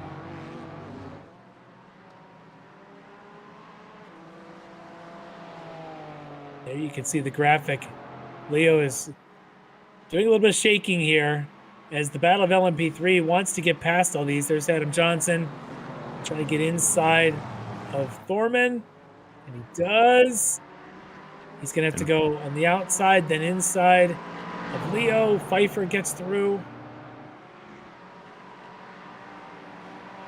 See if Pfeiffer gets by. He does without any interruption to Leo Dragota. That's good for Leo. Things are getting tense back here. Look at this. I see Porsche side by side trying to make a move on a McLaren. Carrito, Klimovich, Wedderburn. There's got to be tears around this somewhere here before it's over. Let's hope not. This is too good. Well, I don't know, Larry. There's what, another 2.5 minutes for all hell to break loose? What a cheer for calamity. Yeah. Well, but look at this. Carrito now with a run. A little bobble there mid-corner by Klimovich. Porsche on Porsche. Let's see if they go back to Miata mode, just push each other along. And that's Jake Zito right behind them.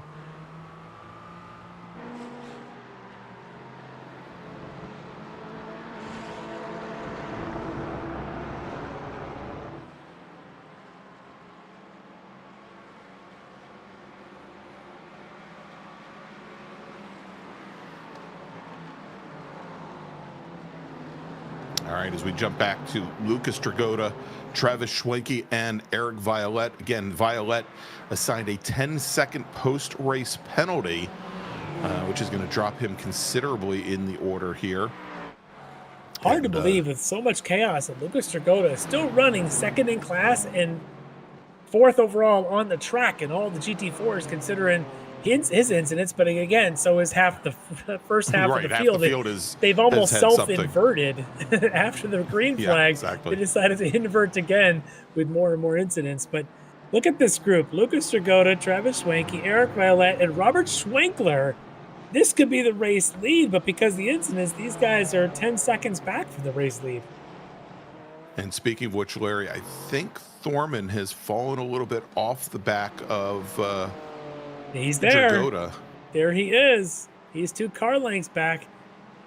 It is. Oh yeah, and he's dispatched with Neil Weston. I think Tyler King, is he taking white flag yet?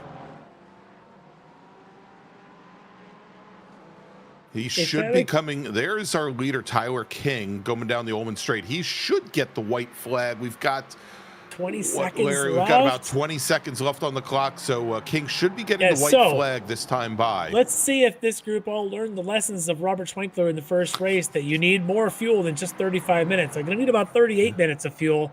There goes white flag for King. This group hasn't seen a white flag, and we're just now crossing 35 minutes. They're going to get a whole another lap and a quarter here. 2 more times down the Ullman Straight.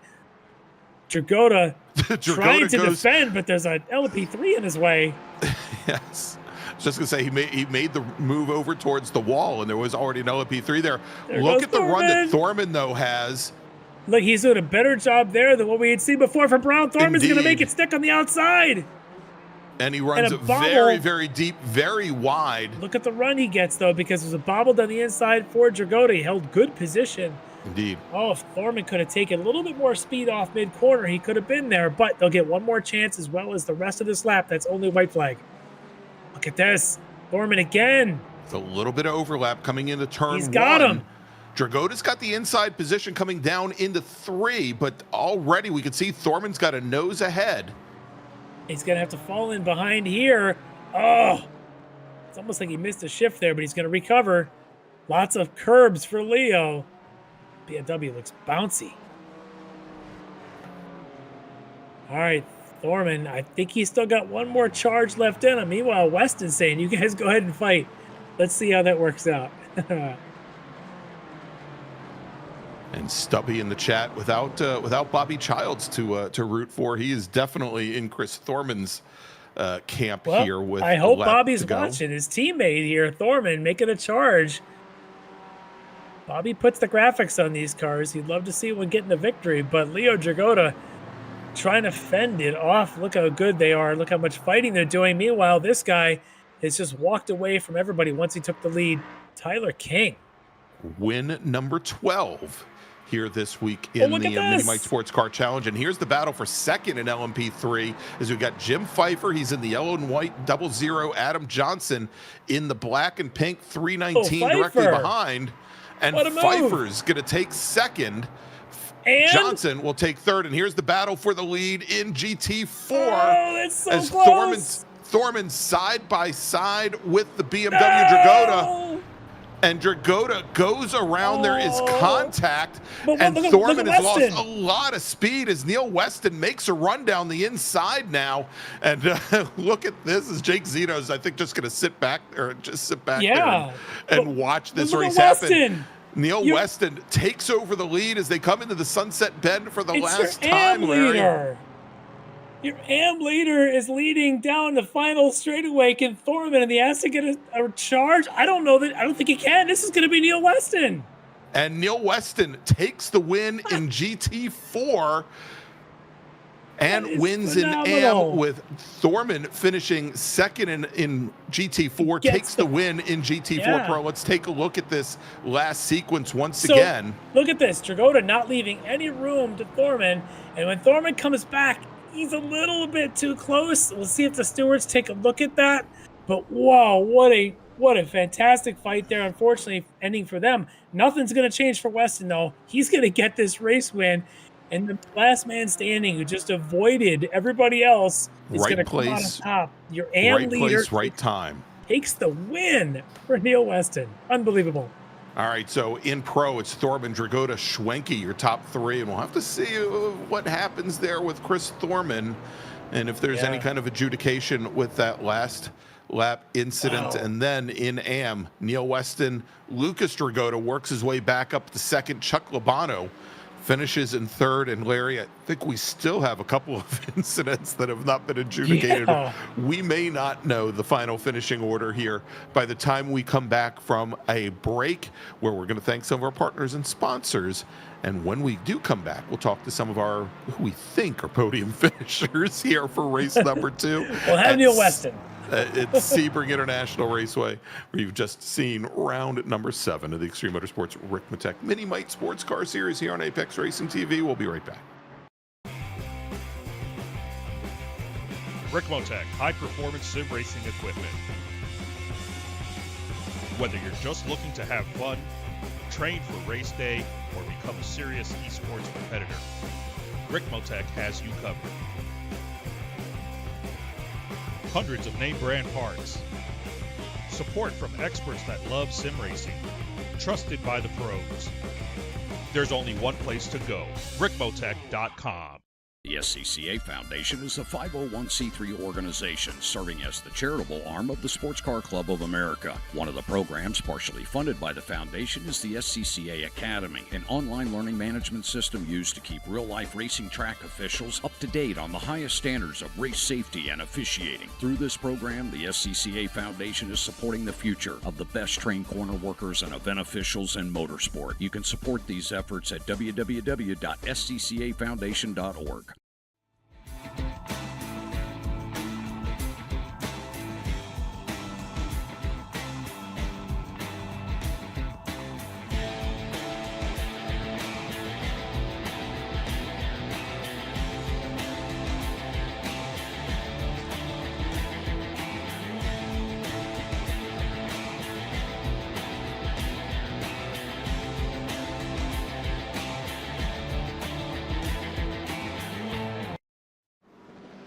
The search is over. The most comprehensive league scoring solution is here, with the ability for multi-level championships, custom incident tracking, post-race time penalties, support for heats, drop weeks display, multi-car team scoring, advanced web widgets, rookie championships, a custom paint system, and load those results in seconds. Visit extremescoring.info today.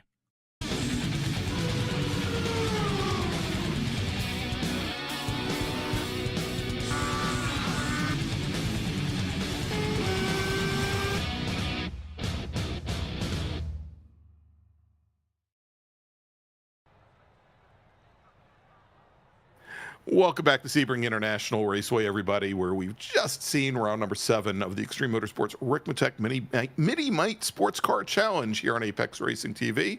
I'm Greg Ginsburg. He's Larry Lefty McLeod. He, at the top of the order from Air Kinetics, is Tyler King, who took his 2nd win of the evening in LMP3, his 12th on the season. Jim Pfeiffer from Sector 5 finishing 2nd. Adam Johnson finishing in 3rd.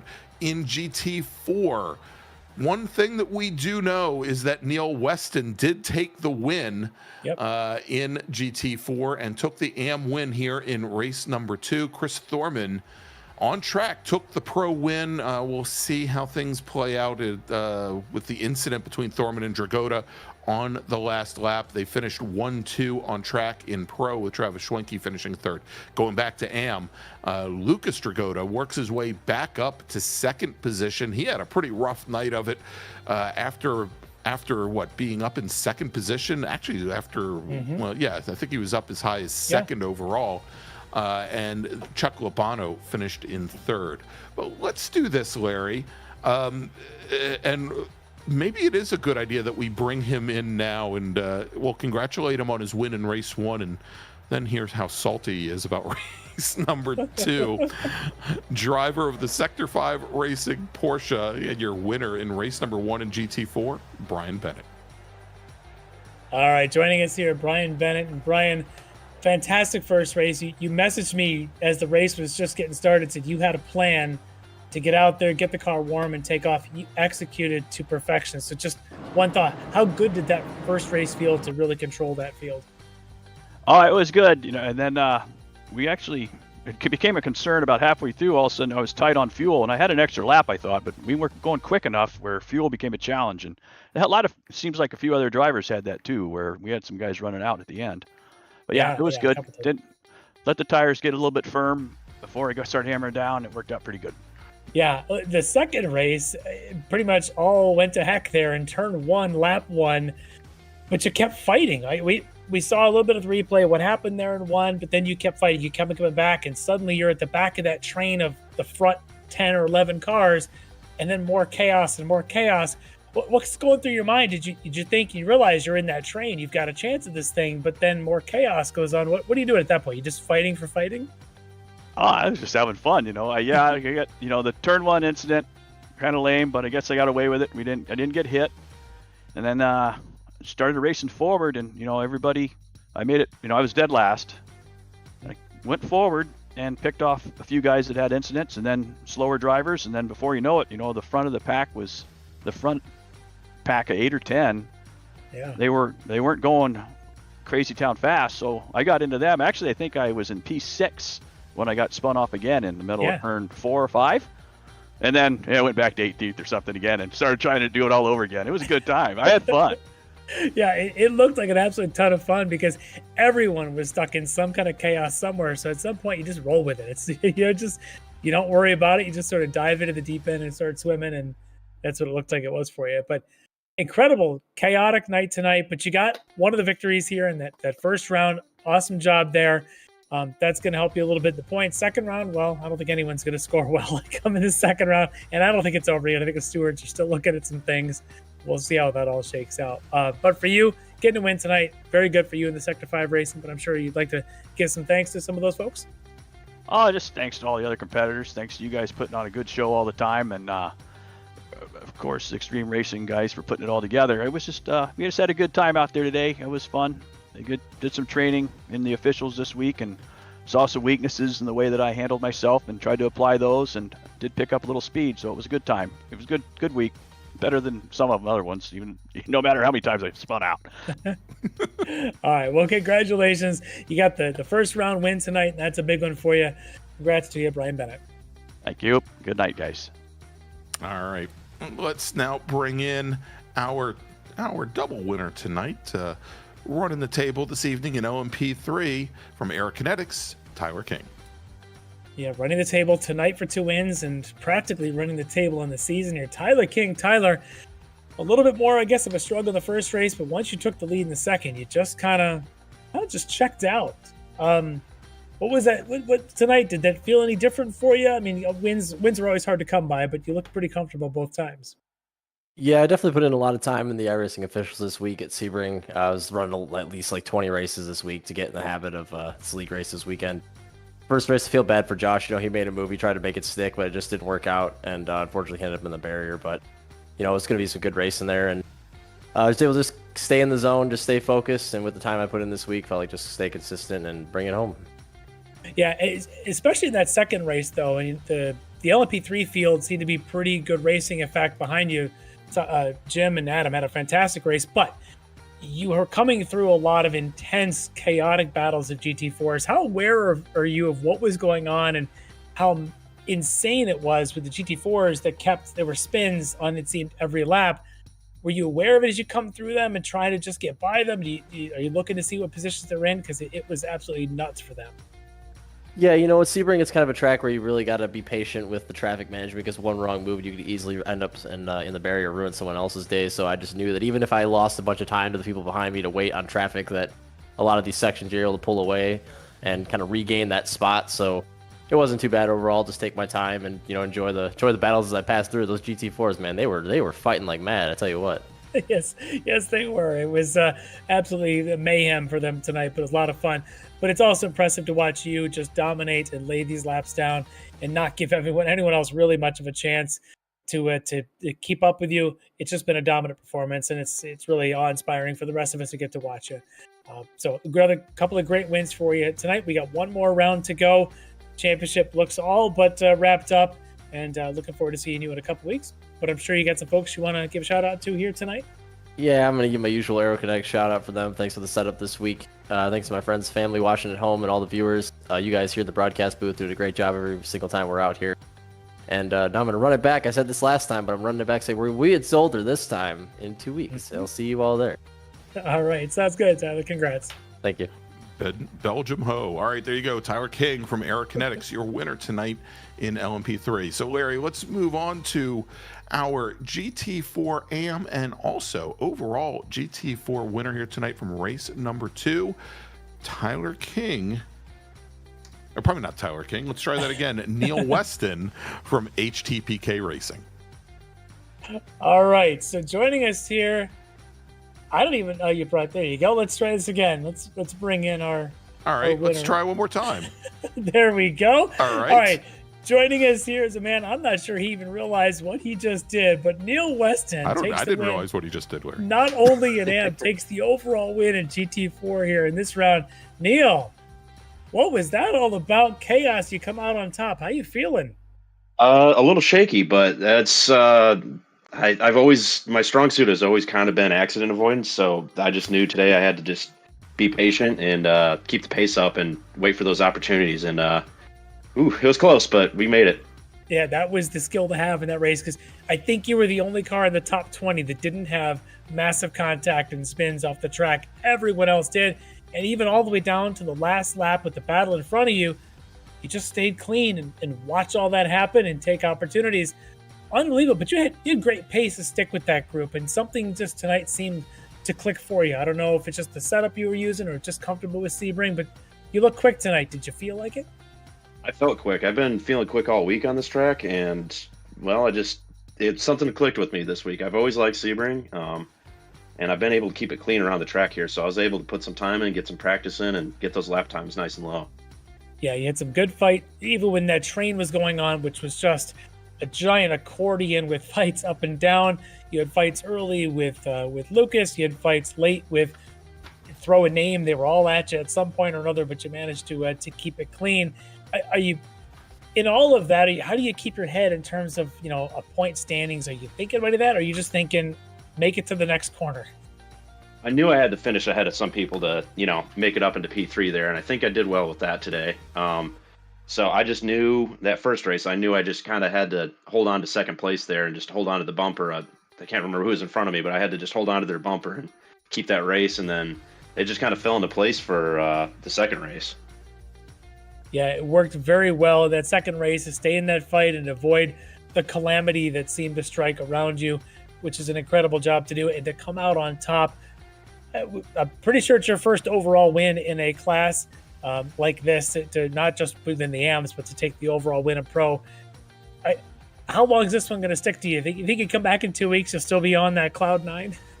A little bit, yeah. I'm looking forward to the next track and learning the track. I still haven't done that much yet, so I'm looking forward to it. I've come off a couple of win streaks here. We were able to take our team for a win in the Creventic series for a 12-hour race there, so I'm feeling good. I'm feeling like my pace is starting to really kind of pick up, and the skill level's starting to show. Yeah, well, it's definitely showing. Great drives, both races tonight, but incredible. From the M class to the overall win in GT4, unbelievable stuff. But I'm sure you got some folks you want to give a shout out to and say hello to here getting this victory. Yeah, I got my buddies Chester and Lloyd also on Team HTPK. They've been pushing me since I first met them when we started go-karting together, and I'm glad they're always watching and kind of have my back and really pushing me to go faster each and every day. And my family always watches, so shout out to them. Thanks for watching. It makes it fun to have people watching and cheering you on. And finally to you guys, it really makes it pretty great to have a professional broadcast team like this and just great organization. So thank you all. Well, appreciate the kind words, but tonight you were the star of this thing. Getting that win here is an unbelievable achievement. Soak this one in. Watch the replay a few times. You can turn the sound down. That's okay. We won't hold it against you. Turn the right channel down. That just mutes me. Larry will still be up. Awesome job here tonight, HTPK Racing's Neil Weston getting the overall victory. Thank you. All right, and Larry, we do have at least a preliminary version of the points standings up now, and great run for Neil Weston tonight. He jumped from 4th to 2nd in the GT4 AM Championship, leapfrogging both John Sterling and Dale Maxwell this evening. Of course, still a long way to get to Lucas Dragota with one round remaining, but a very, very successful evening for Neil Weston and HTPK Racing. Over in GT4 Pro, looking to see if there are any major changes there. With the stewards looking at things, I don't even want to speculate. I don't want to. Yeah, I don't know at this point. We still have Eric Violet sitting up at the top of the leaderboard. I mean, the one thing that we do know, Mike Dam, who was not racing tonight, came into the evening 2nd in the championship. He will likely drop back to 4th in the championship with both his teammates Travis Schwenke and Leo Dragota ahead of him. Let's hope they can sort those points out by the time we get to Zolder in 2 weeks. Yeah, exactly. And in LMP3, obviously Tyler King, having a season of seasons here, still leads the championship with Jim Pfeiffer, who's had a great run the last couple of weeks. Sitting in second position, he leapfrogs Josh Vidal for second. All right, so let's wrap things up here tonight, Larry. And before we do, let's look ahead at what we've got coming up on the schedule here for the next couple weeks. Not tomorrow, but next Monday evening, December 2nd, our GT3, LMP2, and GTP racers will descend upon the National Park of Speed Road America for their penultimate round. It is a 75-minute battle, and then 3 weeks from now, December 16th, they'll have their finale at Daytona. But in 2 weeks, it is the miniMite Sportscar Championship finale at Zolder. We're going to be heading to Belgium for that last round, 2 35-minute races. So for John Grabowski, of course, behind the scenes, Larry Lefty McLeod, I'm Greg Ginsburg. I want to thank all of you for joining us here this evening. Have a wonderful Thanksgiving if you're here down in the States, and we'll see you next Monday night.